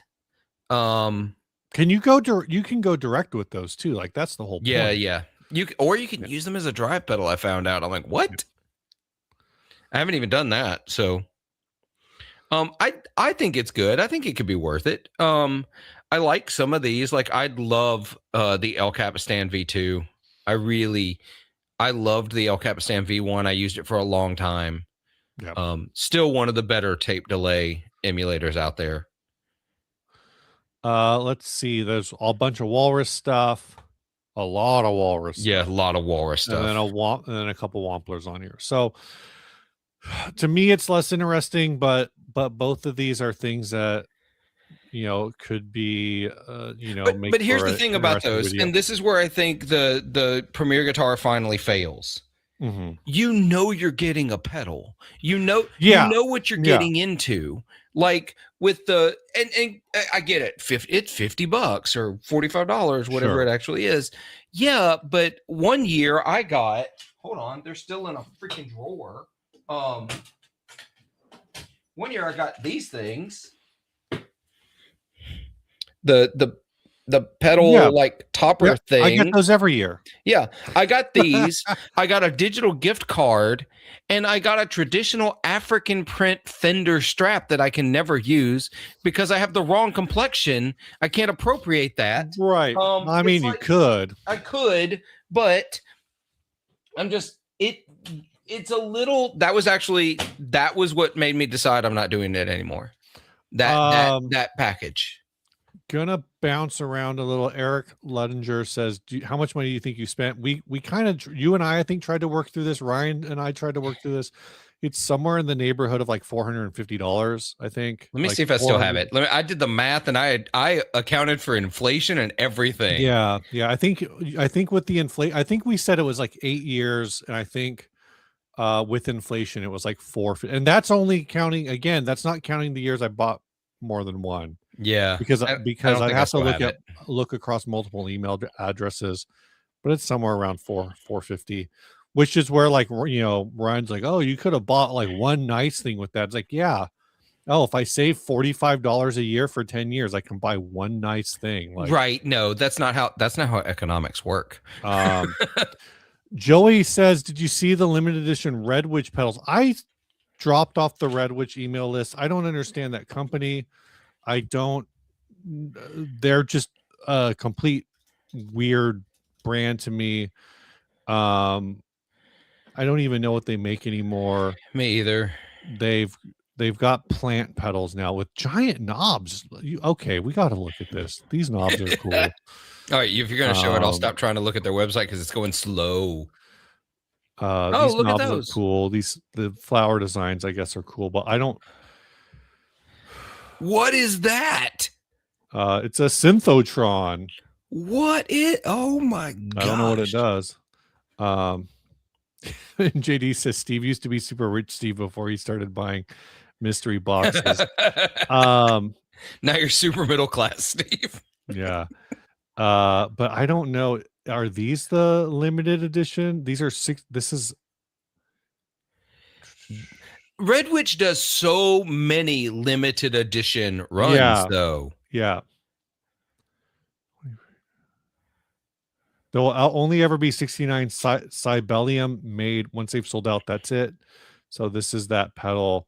And they're all different artworks, I guess. Yeah, like, okay. I'm going to share something real quick, Steve. I want to overlap with this because this is the thing. Like, this is I have it's the DRV model, right? Like, constantly redoing limited graphic versions. Yes, Ian, hold on real quick, Ian. Because I made a video, I actually did not pay $45. I will have paid about $30 because I will write this off of my taxes. Yeah, absolutely. 100%. All right, share that screen. There we go. Here we go. What are we so sharing? These are old limited edition runs. Yeah. First of all, these look rad. Are these the same pedals or are these different? Same pedals, because you can see it's the Glacio Fuzz, it's the Elios Pre. Okay, but these aren't the Cybeliums. No, this is a previous limited run, and so then as you go down, like, oh look, here's another limited run of finishes. Oh look, more limited runs. Then they've got entire pages of their limited runs. Okay, so yeah, Joey's saying that the Cybelium not only are, I feel like this kind of gets into that space of, I don't know. So they're basically making 69 versions of the same pedal.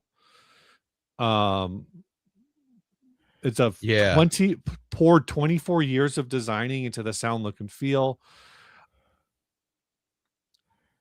I don't know. Red Witch is such a strange company to me.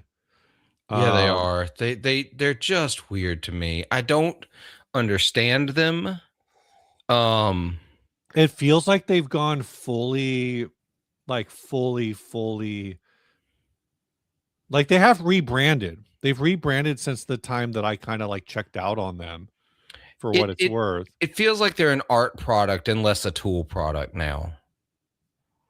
Like, I'm sure Um, they sound great. I don't even see the pedals that I used to see in like they used to have the ones where uh I forget what pedal it was, but I think it was around the time that a lot of people wrote Red Witch off because it was really obvious that they were like, Wait, these flower designs with the metal knobs, that's their standard look now?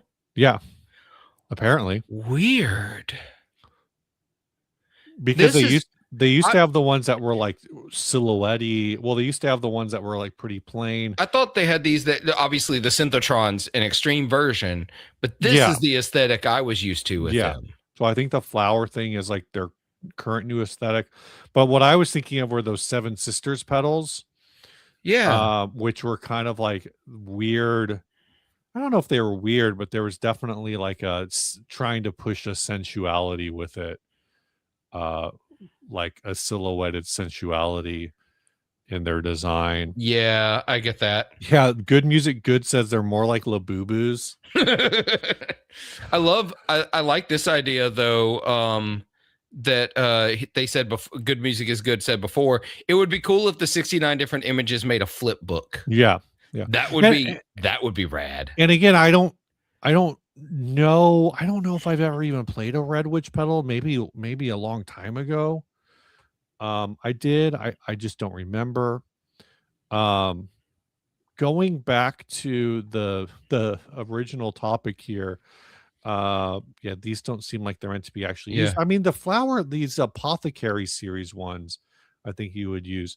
The Yeah. question, the thing I that do think they look really good, by the way. I did this flower series. yeah, the thing that I want to know about this buy or borrow music, and they don't need me in my 2,000 view videos. Yeah. But what I want to know is, are they going to NAMM? And maybe this will transition us to our next topic. It will. I need to first like in it so I can close this window. I want to lodge a complaint.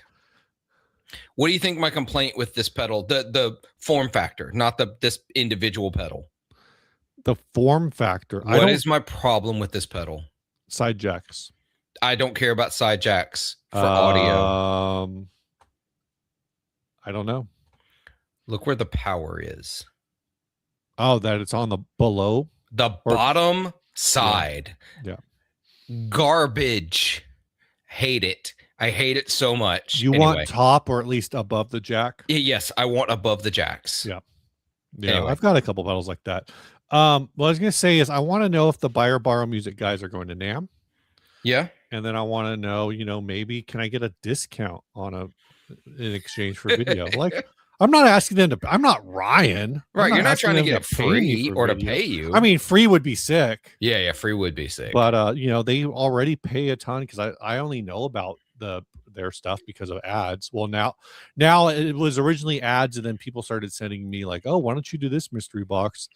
So they're definitely paying for marketing. Yeah. I'm sure getting 2,000 impressions for $270 or $140 is probably way cheaper than what they pay for Instagram advertising. Yeah, maybe it's not. I don't know.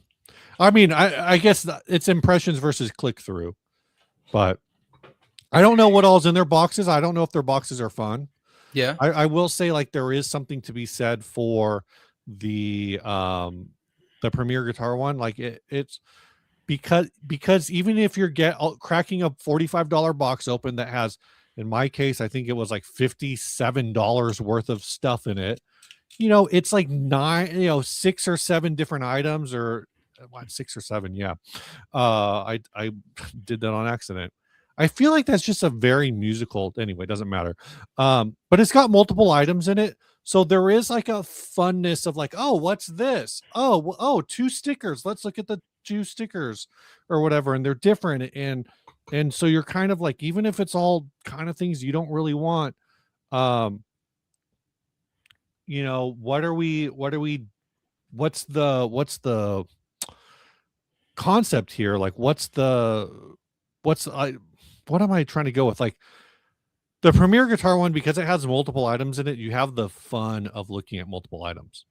I- I don't know if the Buyer Bar Music thing, like, is it just they're just sending you a pedal at random, so maybe it's less fun. Yeah. Like, I don't know if there's any, like, even Sweetwater Candy, like, Sweetwater Candy is like that. The idea is that it's fun. Yeah. I just give that to Kelly. But I think the idea with multiple things, here's the difference. Yeah, you pay more money with the Buy or Borrow Music, but I know that something I'm getting will be usable in some context whatsoever. Instead, I've got more stuff from the Premier Guitar mystery boxes I've done that are just piled in a closet or thrown away. Yeah. Like, it feels wasteful at some point. Yeah. It feels like they are giving you their garbage. That's exactly what it feels like. For what it's worth, I do that too. I think that is. But I want to click Mark DeBruyn's comment there, all the pedal graphics about, I think he's talking about Red Witch. Yes. So Mark DeBruyn, their tarot card adjacent is the art style there with all the women. It's if you've ever seen tarot card art, Red Witch, tarot cards, that's the vibe they're going for. It's the vibe, but I think, when you first said like, oh, what do you think it is about the NVIDIA, the form factor here that I don't like, the first thing I thought was, you don't like this because at least these two and I don't know, maybe not as much these 3 up here. I don't know where these 3 land on the Rorschach, but the NVIDIA phaser and definitely this drive are very much vaginas.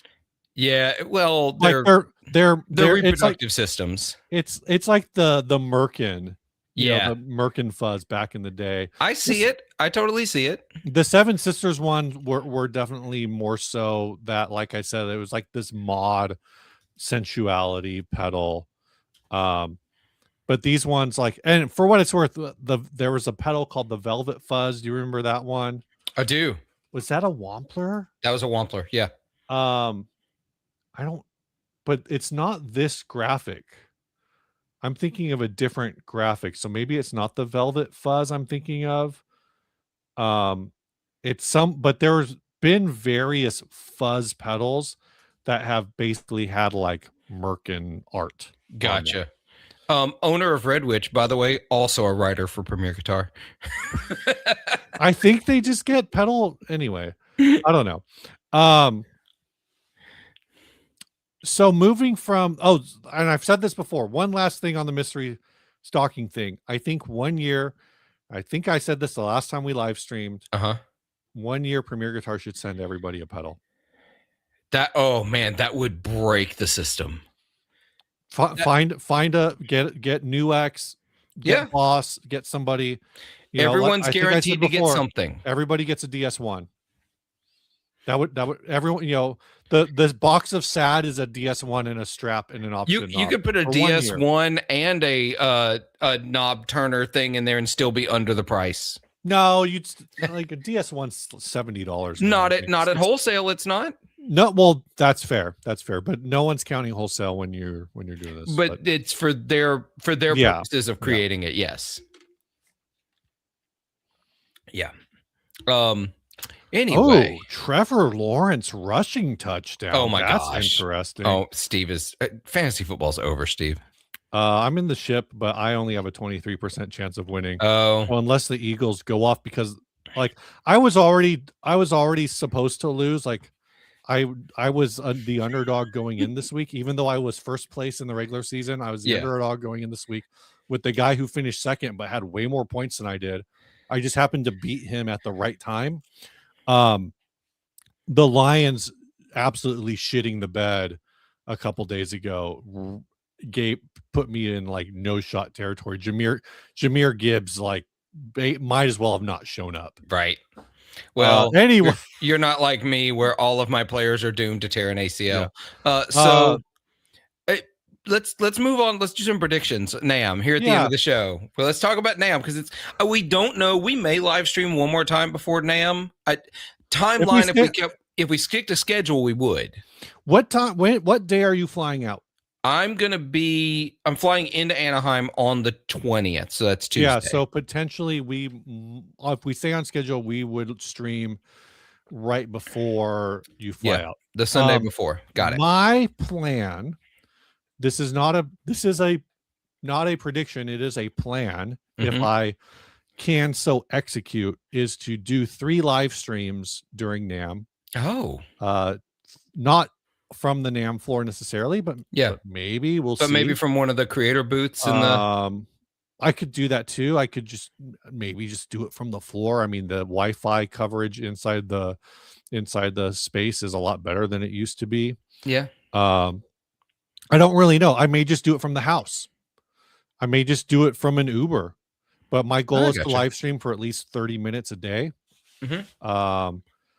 I think it's an interesting at the worst case, I think it's an interesting anthropological experience, because on day 1 it's like, hey guys, I'm at NAMM, but by day 3 so just to see the degradation of a human being over a 72-hour period. I think that's funny. It'll probably we could live stream from the taco party sponsored by Sweetwater. Oh yeah. There's things. But prediction wise, what are you thinking? That's the hard thing. Good music is good. Yes, there are headless 8-string guitars. I feel like Kiesel makes Legator makes one. Legator, Strandberg makes one. Anyway, they exist. We've actually thought about Ryan and I kind of talked about this, trying to figure out a way, and the problem is the execution of it, but trying to figure out a way to basically give away a NAMM pass. God. Like we could do Why would you torture people like that? Well, so the issue is like, so you run a giveaway, like say there's some potential weirdness with it. One is you give away a NAMM pass, and somebody who's non-local wins it. Now you've basically said like yourself, Joey, like let's say either we would have to bring that person into the place that we're staying, which like, hey person we've never met before that happens to be a fan of the channel, here's a house with 10 other creators. I don't think personally that's fair to the other creators. It could just be a really strange situation, right? And if you don't, and then it's you're putting that person who wins on the hook unless you got like everything sponsored for it, because we don't have the channel budget to be like, Ryan and I basically are doing NAMM for free, right? Not accounting for the actual gas driving kind of thing, but we try to get as much of like our food and stuff reimbursed through Patreon. We are local enough that we just drive, so I don't charge the channel for gas. It's my gas. But whoever would win if they weren't local would have to pay, how much are your flights? Like $1,000 round trip? I don't know how mine was like $600. Yeah. So you're putting that for that. If they're not staying in the house with us, then they're going to have to figure out their own lodging situation. If they're not down to just wander the floor by themselves, like no, like this is like it. A thing that I think a lot of people from the outside don't necessarily process is that NAMM is simultaneously like fun hangs. Ryan and I have done the NAMM Sherpa, what we call NAMM Sherpa thing, which probably is racist and insensitive now. But we've always called it NAMM Sherpa thing a few times, which is, person's first time at NAMM. We kind of show them around, introduce them to people, whatever, right? Things like that. and that whole thing starts to become like a burden. Like the whole thing about giving away a NAMM pass becomes a burden, but it's an idea that we had. Like, could we give this away? But it starts getting expensive and weird. People do bring their instruments in. I actually think that would be a lot of fun to bring a double neck into NAMM. That being said, I've always looked at it as like, if you bring something in, then at some point you're either going back to the parking garage to drop it off, or you're walking around all day with a thing. Yeah, it feels back. like a bad time. Though I guess with the Creator Lounge now, you could just probably drop that off somewhere and it would maybe be relatively safe. They did expand the Creator Lounge this year. It is huge this year. So sorry. Anyway, that being said, predictions for this year. Yeah. I'll cover a couple of things that we discovered when we were getting ready for this live stream last night. And Gibson has apparently an honest to goodness booth this year. It does look that way. Open to the public booth. I'm still not convinced it's open to the public. So I think it is. And the reason I think it is because previous years they weren't there at all. Mm-hmm. Last year they were there, but it specifically said private exhibitor meetings. Yeah. They had the same room they have this year, and it said private exhibitor meetings. This year, it never listed the company. It didn't say who it was. But now it actually says Gibson, Kramer, Mesa Boogie, Epiphone. Right. So I think it's an actual open to the public booth this year. But Reverb.com has their same space as last year, and that was a private meeting last year. But it also last year said Reverb. It didn't say private exhibitor meeting. Yeah, I think maybe it's like a step up, but like I said, I'm not. Is Fender still not? If Fender is not there, the only place Fender is mentioned is in Pro Audio with Presonus. Oh, interesting. That's the only place I see Fender. I assume one of the big meeting rooms is going to be Fender. Almost certainly. Probably one of the big, possibly across the hall from the Creator Lounge. Is this the part of the show where we explore the NAMM map and look at the private spaces? John, I think you're a few minutes behind, but yeah, buy or borrow. We were just talking about like your stuff is one of the things I would love to win from there. Fern guitars, I've never. I know what you're talking about, the Modular Guitar Company. I don't think they've ever done NAMM. I've never seen them at NAMM. They're not coming up when I do a search. What room was Fender in last year? I think they were in the air. They were up from Fender, from Gibson. Because there's two private meeting rooms that I see. Yeah. On that same floor. Yeah, those might be Fender. The one next to PV is PRS because you can see the company information at Stevensville, Maryland. Oh. But on the other one, there is no information. Yeah. That might be Fender, but I do love Fender had a huge room last year. Yeah, I do love that the Gibson room, though, is right next door to the new Silent Pedal Showcase, which is where like Mark and Earthquaker and a bunch of other builders are going to be. I think maybe even John from Voltic is going to be in that room. Yeah. Oh, nice. And John did confirm, like you mentioned, they do reach out and buy from builders specifically to put in the mystery boxes. So that's very cool. That is very cool. Will Fender's booth be covered in Leo's likeness and signature? Probably. When I looked up Fender on the map, there was a Fullerton Museum Center. See, it's in like the lobby, and that is a 301 North Pomona Avenue, Fullerton. So I don't. Okay. The Fullerton Museum Center. That is a place, Fullerton Museum Center. So that is not. It's Fender because it's home of the Fender Gallery. It's not. What was that address again? I Googled it and it went 301 North Pomona Avenue. Okay. I'm looking at it. It's part of the Fullerton Public Library. Yeah. That's wild. It's Graham yeah. says Fender will release a legacy line of reissues with Leo-centered marketing. It is the Fullerton Museum Center, home of the Leo Fender Gallery. Harold Glop says, will there be new products around NAMM, or is that a thing in the past? Somebody will release some new stuff, but I think we've left the NAMM release cycle behind. Yeah. The idea of like big launches at NAMM, I think are kind of haven't happened in a while.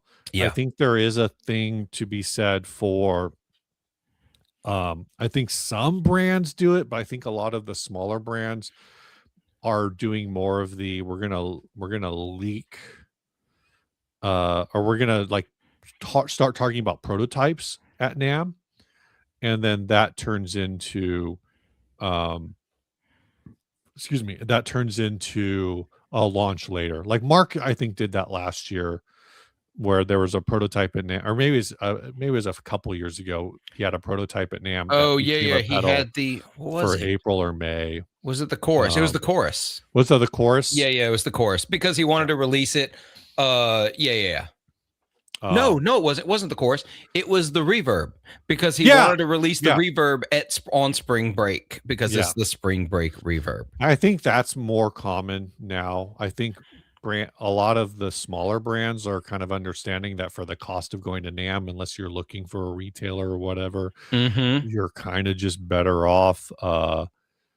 You got $3,000, you could probably hire at least 6 YouTubers, depending on who you're picking, to launch your pedal, rather than flying to NAMM to announce it and hope Premier Guitar, Premier Guitar's coverage of the booth gets you on the channel. Which, do people watch Premier Guitar's NAMM coverage? I don't even know. I don't. Someone must watch. Someone must watch them because I pretty much only watch their rig rundowns for what it's. That's all I want to see.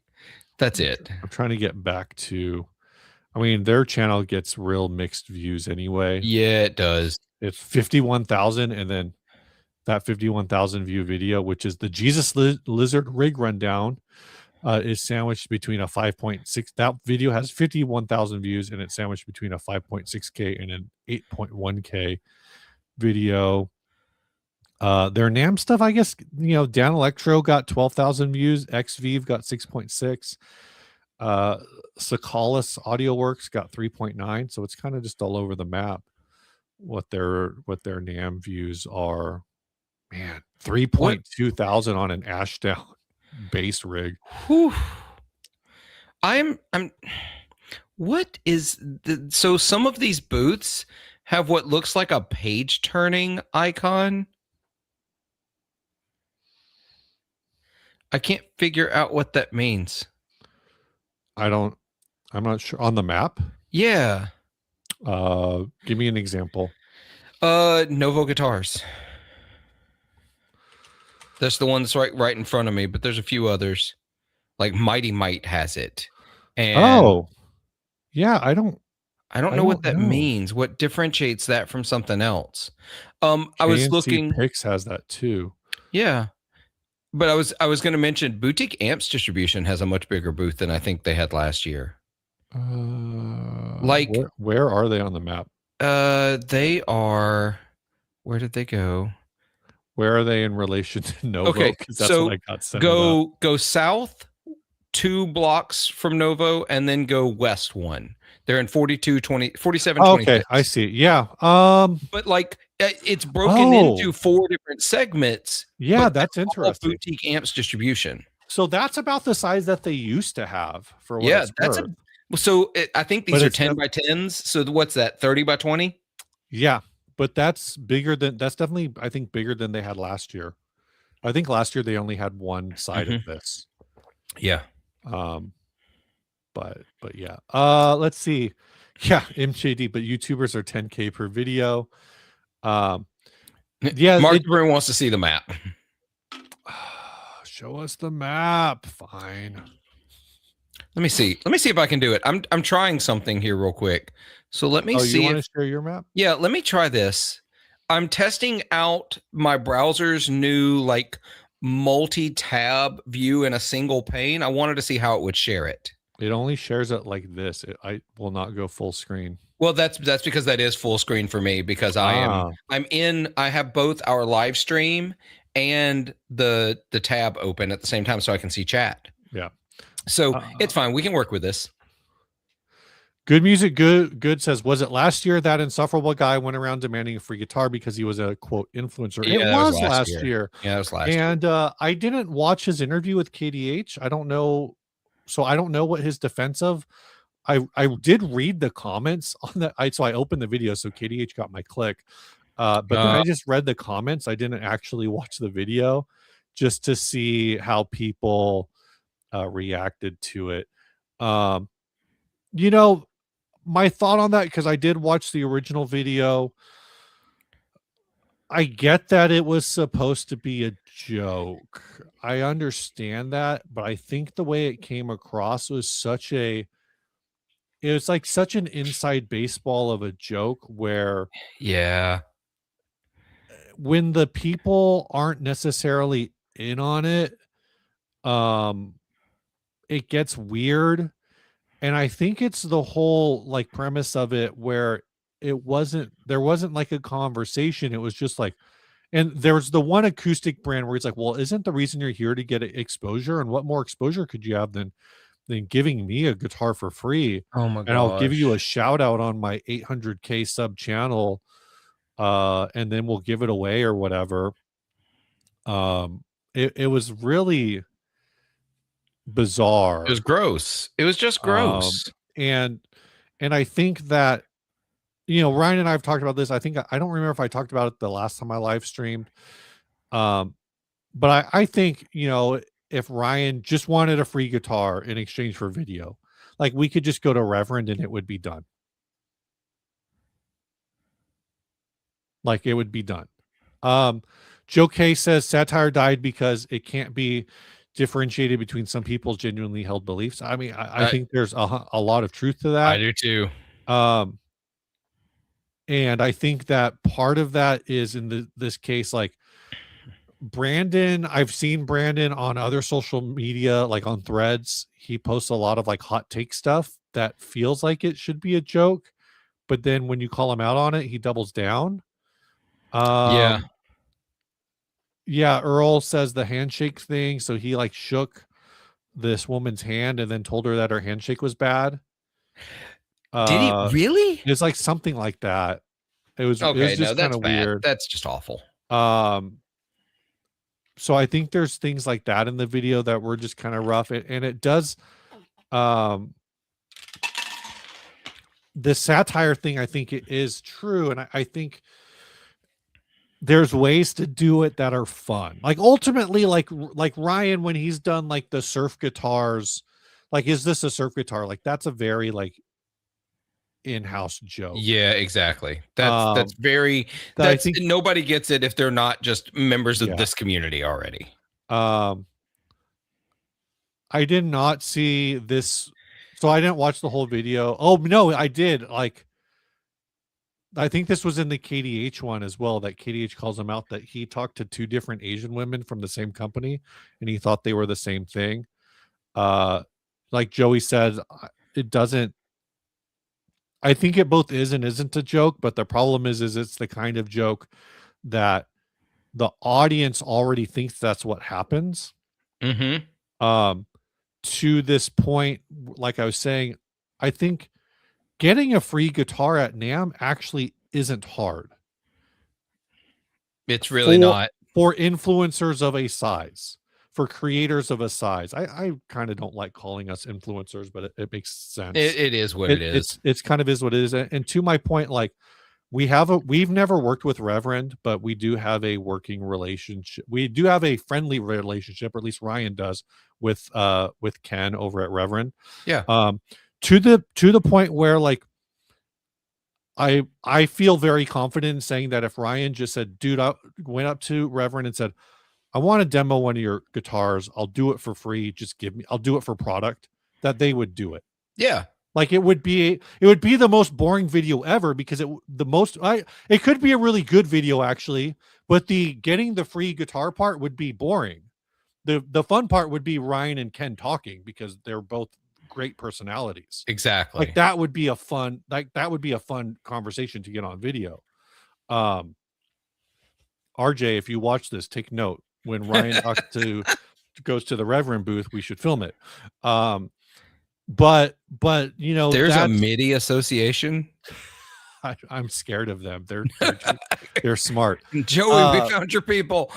Fuck Google says best thing I've heard about NAMM is people getting good deals when it's over because the companies get money and don't have to ship / haul it back.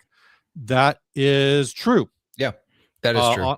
In the last like couple hours of NAMM, where there is a Dog Dick Dale says the surf guitar NAMM thing is probably my least. I mean, that's fair. I get it. It's chaotic and no comments. But yeah, this idea here, I think, honestly, like when Ryan got his gold Paisley Rev, that was probably half of it. Yeah, 100%. They just did not want to ship it out. That saves them on a little bit on weight. That kind of a thing. There's definitely things that you can get real cheap and you just do it on the way out. And companies want to, and you actually see some brands. I don't know if it was last year, but I know in the past, like UPEG guitars, when you go to their booths, they have guitars that you can pick up and hold, and there are guitars that you're only supposed to look at because they are sold. And they have a deal where if you are well, I don't know about UPEG specifically, though I think they did this because I think this is how David Ishikawa got his, friend of the show, Timber Owls. But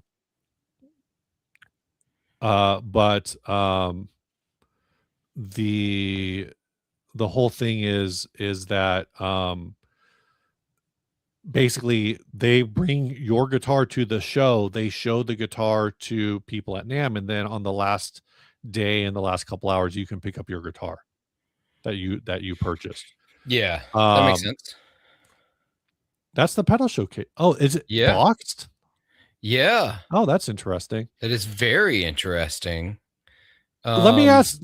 I'm curious in this question, Dog Dick Dale, because RJ and I are talking a lot about what can we do differently with NAMM this year.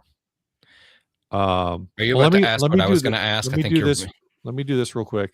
Can't sell it if it gets nicked post show. Combined with this question, good music, good. They did not ever recover that silly guitar. You also can't sell it if it gets nicked pre-show. Yeah, which is actually what happened with the silly guitar.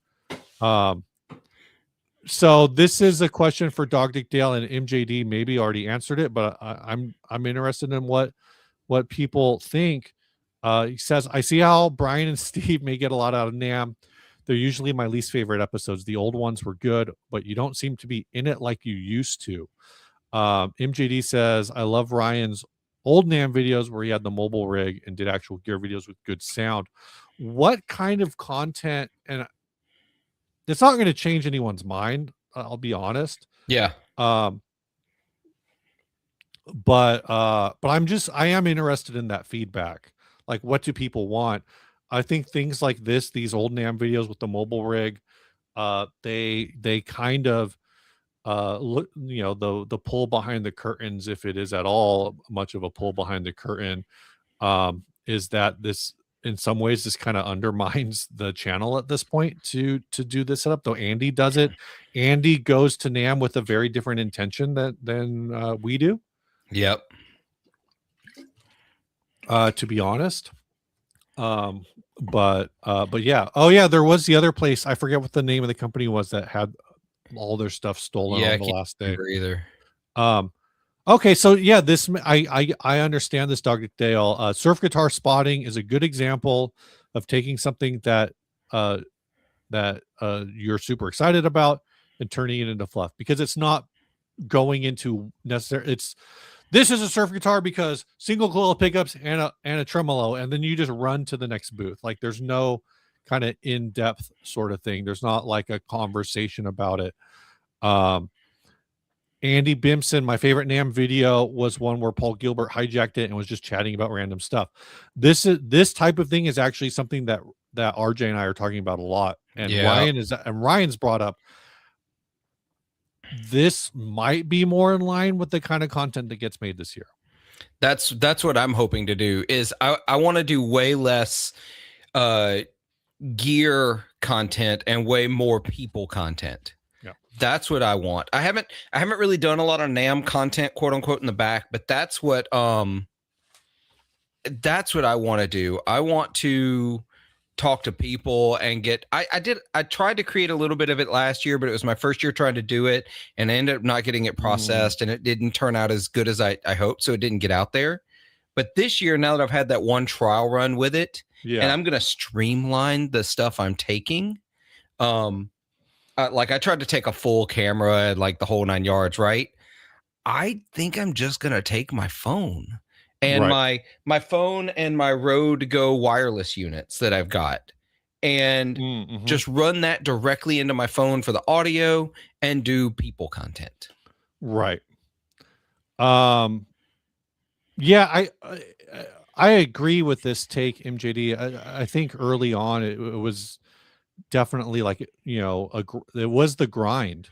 I think the worst thing that we did I think the absolute worst NAMM we did was the year that we did the deli. Ryan was locked into the deli, and it wasn't necessarily that doing all the demos and hosting them all on our channel, those things in themselves were bad. It was the launching them, you know, kind of doing the Premier Guitar thing and launching 65 videos in like 4 days. That actually like killed the channel for like 3 months. Yeah. Like we got like we lost I think we actually lost subscribers, and it kind of took a while to bring back the NAMM. Yeah, don't seem like yourselves at NAMM. Yeah. So something that we're kind of trying to that we're talking about is trying to make more organic content this year. And the problem again is like trying to figure out what that organic content looks like. It's like Amanda says, like the people content, like who's killing the people content? It's capturing that stuff organically. Are you gonna say Emily? Yes, I'm gonna say Emily. Emily's killing it. I think our approach is going to be like very organic. Like there's not going to be a question thing. Yeah, that's what I want to do. No scripted questions. Just, hey, I just ran into you. Hey, we're old friends. Let's just chat for a second and record it and see what happens. Yeah. Or, hey, I've never met you before. Hey, I'm, that kind of content. Just see what happens, which means you will record stuff that's unusable. Yeah. It's just, nothing. Like it was fun, but that's not really good content. But Voltic says that they will be at the deli this year. Awesome. So awesome, John. Roll into that place like an old friend who's home from college. Like that's again that's a thing that RJ and I have talked about. Gonzo says all B-roll all the time. That is kind of the terrifying thing about it is that's what I'm almost visualizing, is that at the end of this whole thing, RJ's going to have like 8 hours of B-roll to sort through. But maybe that's good. Maybe that creates more of a vlog style. It gives a lot more of a narrative. I've been encouraging RJ to, for this NAMM, and we'll see what happens, because one thing I will say is, to paraphrase Mike Tyson, everyone has a plan until they get punched in the mouth. Yep. And that is very much, that is the NAMM experience. You write down, a dozen, 2 dozen ideas that you maybe want to do before you go to NAMM, or you think of a bunch of different things in your head before you go to NAMM. And then as you get your badge, and as soon as you hit the floor, no matter how prepared you are, it's really hard unless like when Ryan was doing the demo thing. And actually when Ryan was making those demos, the like you in JD you mentioned like the tons of videos thing, he had a different badge. He didn't have a media badge. He had whatever the level above that is. I think it's like a Oh, demonstrator or an exhibitor badge yeah, he actually may have that had an year. exhibitor badge that year. And so he was, and I forgot who we got that through. Um, but he had a different badge that allowed him to go in at 7 in the morning. Yeah, that's the exhibitor badge. So he was actually filming all of that stuff before NAMM was open, which is part of the reason the audio quality was so good. Yeah. Uh, You know, I think about this whole, like, one of the things I think about is that whole exhibitor I want to lounge. see more parking lot videos with Mel too. Yeah. Go The ahead. content creator space that they're making, right? Yeah. And as someone who does a podcast primarily, not demo videos, not, although as I've said for the last like 2-3 years, and I'm going to try to ramp that up. I have an idea. We've talked about it that I think will be a fun one. But the idea of the content creator lounge is, to me, that's so wild, because for someone who has a podcast, like, I'm going to meet people to try to get them on the podcast, you know, Yeah. or to talk about, you know, collect stories. The idea of both trying to meet people and then devote time in that lounge to record content as well, time's gone. Like, the day is gone. You're done. Like, you were able to get maybe 2 pieces of content that entire day, because down on the floor, scheduling with people, getting them up to the lounge, recording. Like, I love the idea that that space exists, but basically it's a coffee stop for me. But Like, for what it's worth, Mhm. right? And I think this is maybe the part of the thing. I know we've had brands reach out to us in the past saying, "Hey, you're going to be at the show. Would love to meet and chat." I think one of the things, I think there is probably a way to reach out and to brands and say, "Hey, I see you're going to be at NAMM. I'm going to be at NAMM. Can we do like a sit down?" Now, for you doing long form podcasts, yeah, that's going to be like tougher because you're going to be, you know, trying to get 45 minutes or an hour or something with somebody. That's going to be more difficult. But, you know, doing like what Ryan, and I'm thinking of like Ryan and Blake with Paul Reed Smith, where it's like a 10-minute, 15-minute conversation, I think is more doable for like a lot of these brands. But then yeah, I understand what you're saying. Like, if you're gonna do that format in the creator space, it's almost like you got a dedicated day and you have to schedule out these things ahead of time. Yeah, As much exactly. as possible. And Incidentally, it really just take reminded me I advantage of need to that. get the NAMM app so that I can log in and start communicating with some of these vendors. But yeah, So but then Ian, also I want to add, though, like, the additionally difficult is that there's the tangential events. So it's not, at least for me, I don't want to spend the entire time at the NAMM show. I want to go to Woodwire Volts. I want to go to Effector Market. I want to go to, you know what I mean? Like, I've got these other things I want to do. And so I'm effectively, I'm already looking at it. I'm going to have one day on the NAMM floor this year. Right. Maybe Saturday afternoon as they're closing up. You know what I mean? After the Effector Market. Because I know that there are so many brands and so much going on at Woodwire Volt that I want to spend an entire day there. Right. Well, you know, I will say, what is it? The first day is reserved for people with NAMM badges. So yeah, so that's probably what's going to happen. It's going to be, for me, it'll be a kind of a blitz. I'll drop my kid off at school at 8:30. I got a haircut 2 weeks ago, so I will not be doing my NAMM haircut this year. I'm just going to go straight to I've got to get a haircut to the show. Well, but presumably you'll get it in Mississippi. Yeah. I won't get it in Cali. My hairstylist has the salon she works at is in Orange. Oh, okay. So for the past few years, I will drop my kid off at school and then drive to her salon and get a haircut and then go to NAMM. I'm going to stop sharing because we're not using Yeah. it. The middle-aged dream: drop your kid off at school and head to NAMM. That's basically it. So this year, there are a lot of podcasts, Jessica. But I think so. I'll be on the floor a little earlier. Let's see if I drop her off at. I'll probably be actually on the floor at like 11 instead of usually I don't get there until like the afternoon on the first day.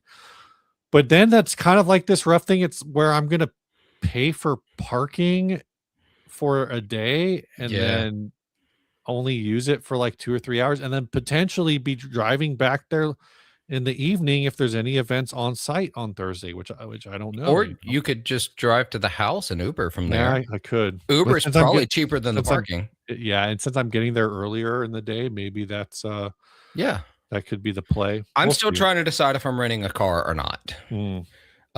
So I mean, we will have at least two cars there. I don't know if RJ's going to ride up with Ryan or if he's going to bring his car as well. I'm less worried about the car rental for getting to the NAMM show because Uber is ultimately Ubering back and forth is cheaper than the car rental.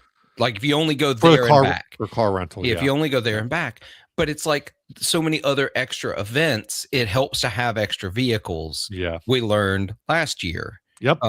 It just helps to have at least we're a house of 10 people, y'all. Maybe 11. I think it's 11. We're a house of 11 people, so that means that we probably need 3 cars. And so, sorry, I'm dropping things all over the place here. It's all of these internal like wrangling, and it's not like we all have to all be at the same place at any given time, but it is a lot of managing of time and people and space. It is exhausting. Yep. Seattle, Amanda says she's watching football, and I see that Seattle is having a very slow start, which is improving my odds in my fantasy championship. I'm up to a 42% win percentage. Y'all, when we go 20s, when we go to fantasy football, that means we're just about done. Stephon Diggs, what man, he is blowing up right now. 6 receptions, 101 yards, and a touchdown already. Ooh. Patriots are up 35-3 over the Jets.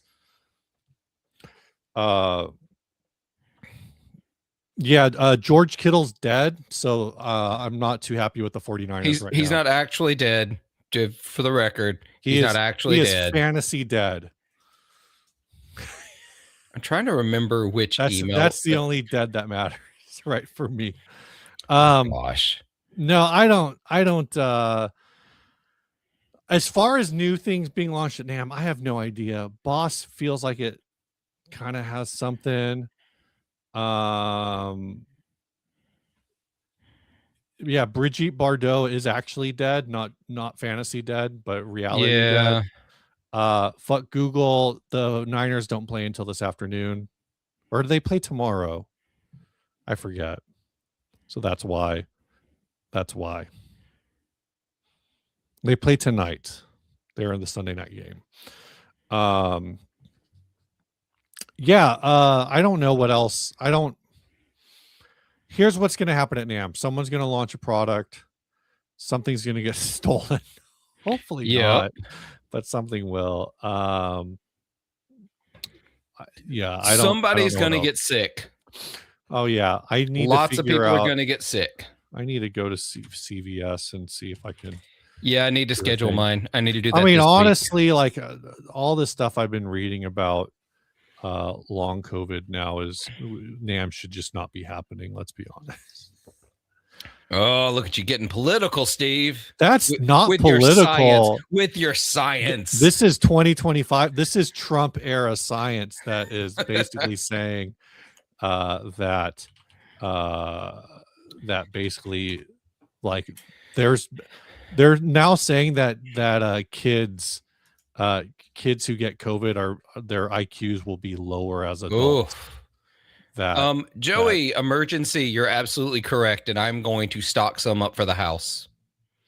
I'm going to get there on Tuesday, so I'm going to make my grocery trip on Tuesday. I'm not in the house on Tuesday because we had already scheduled it before I decided I was coming on Tuesday. So I'm actually in a hotel the day before.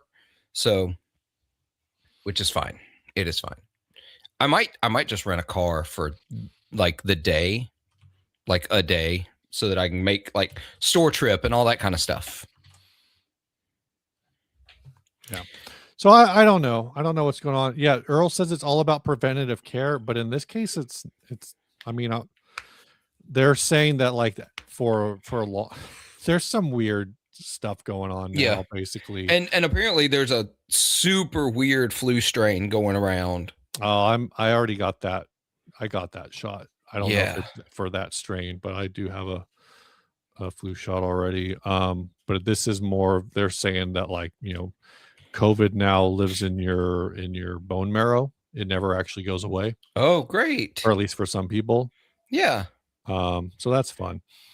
Anyway, sorry. Oh yeah, preventative care for NAM for sure. Yeah. That's actually a big thing, and I don't think I'm going to get there, but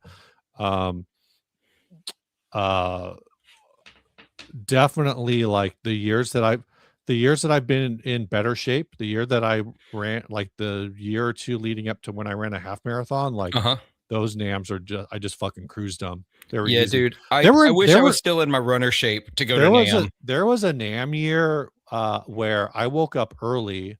I ran a 5K and then went to NAM. I don't think I ran a 5K. I ran like 2 miles. Dude, I have a half marathon the week after NAM. Nice. I ran 2 miles and that was to sweat off the everything from the night before. Yeah. And then I did, another 15,000 steps or whatever on the NAM floor. Felt great. Did it all again. Yeah, it's going to be rough. So, I have not. My training has fallen off. I was going to ask, how's your half marathon? It's not been going well. You're doing a half or a full? Half right after, literally the week after NAM. So, it's not been good because I gained a bunch of weight during COVID, but also I got COVID a couple of times, and just my lung capacity is not rebuilding the way it used to. Also, I'm getting older. I'm now 5.5 years older than when I ran my last marathon. Sure. So it's again, talking about things that are starting to show up in research papers. Yeah. Is that that for some people the lung capacity never recovers. Yeah, well, we're gonna see. In fact, I am literally, as soon as we finish this stream, I'm going to change. I'm going running. Nice. As soon as we're done. Well, we should we're pushing on 2.5. We're definitely over. Yeah. Are allotted. Earl, I do hope this. I don't know if this is a long-term thing, but that sucks. This is the inability to smell. MJD wants to know if COVID could kill Ska. No, it can't. Ska will never die. But I want to mention, I really appreciate all y'all that hang out with these chats because we have more people right now than we did an hour ago. Yeah, I both Steve and I realize that on the 60 cycle high side, we know that Ryan is the bombastic personality over there, and my channel is pretty small. So the fact that y'all come and hang out with us is why we keep doing this. We enjoy hanging out and chatting and talking the nonsense without being. Steve, I think we're really low key when we do these streams. We're not like overly dramatic. We're not hyperbolic. I think I'm just pretty.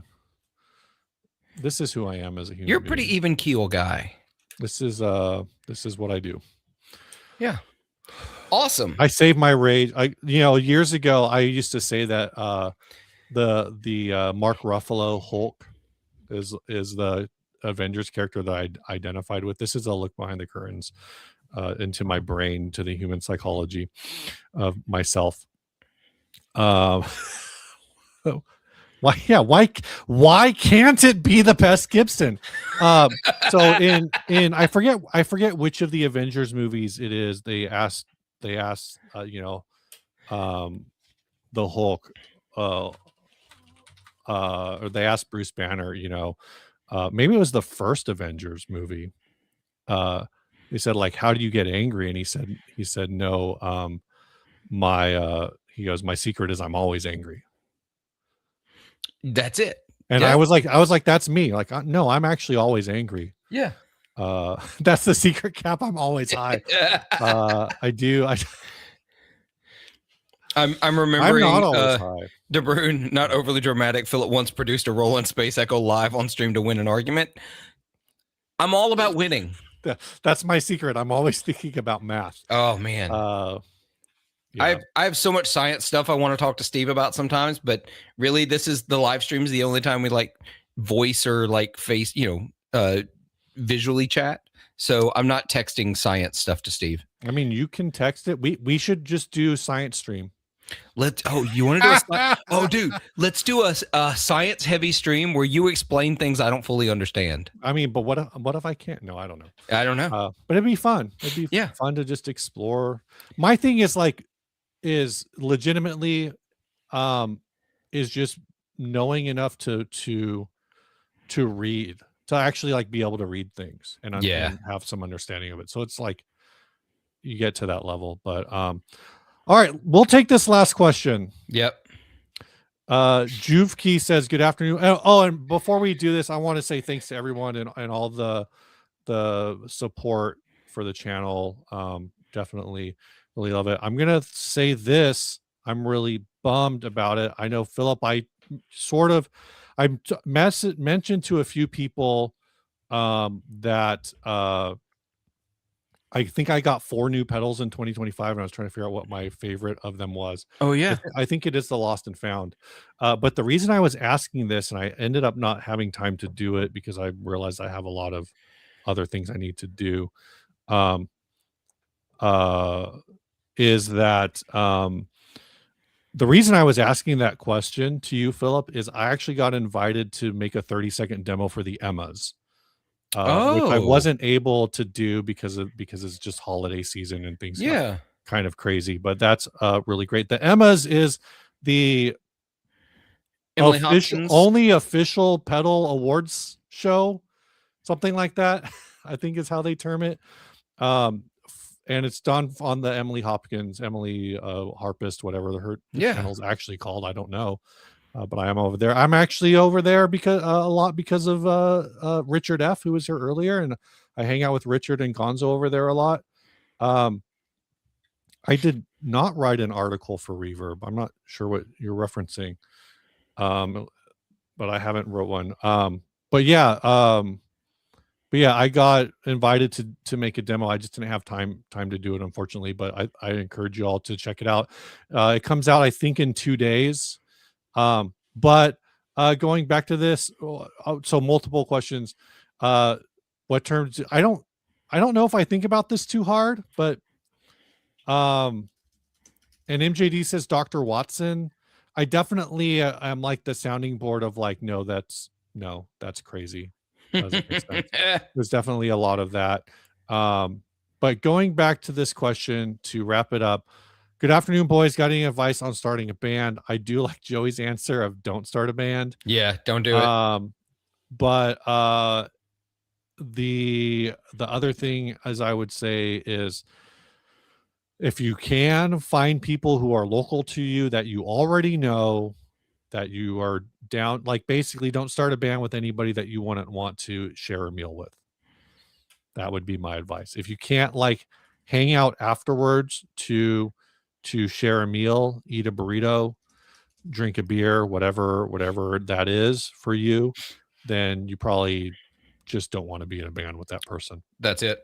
Also, starting a band, you need to be where other musicians are. Yep. That's it. And Juvkey, no, this is not my main job. Your town's Facebook shitpost group is a good. I mean, that's very possible. Yeah.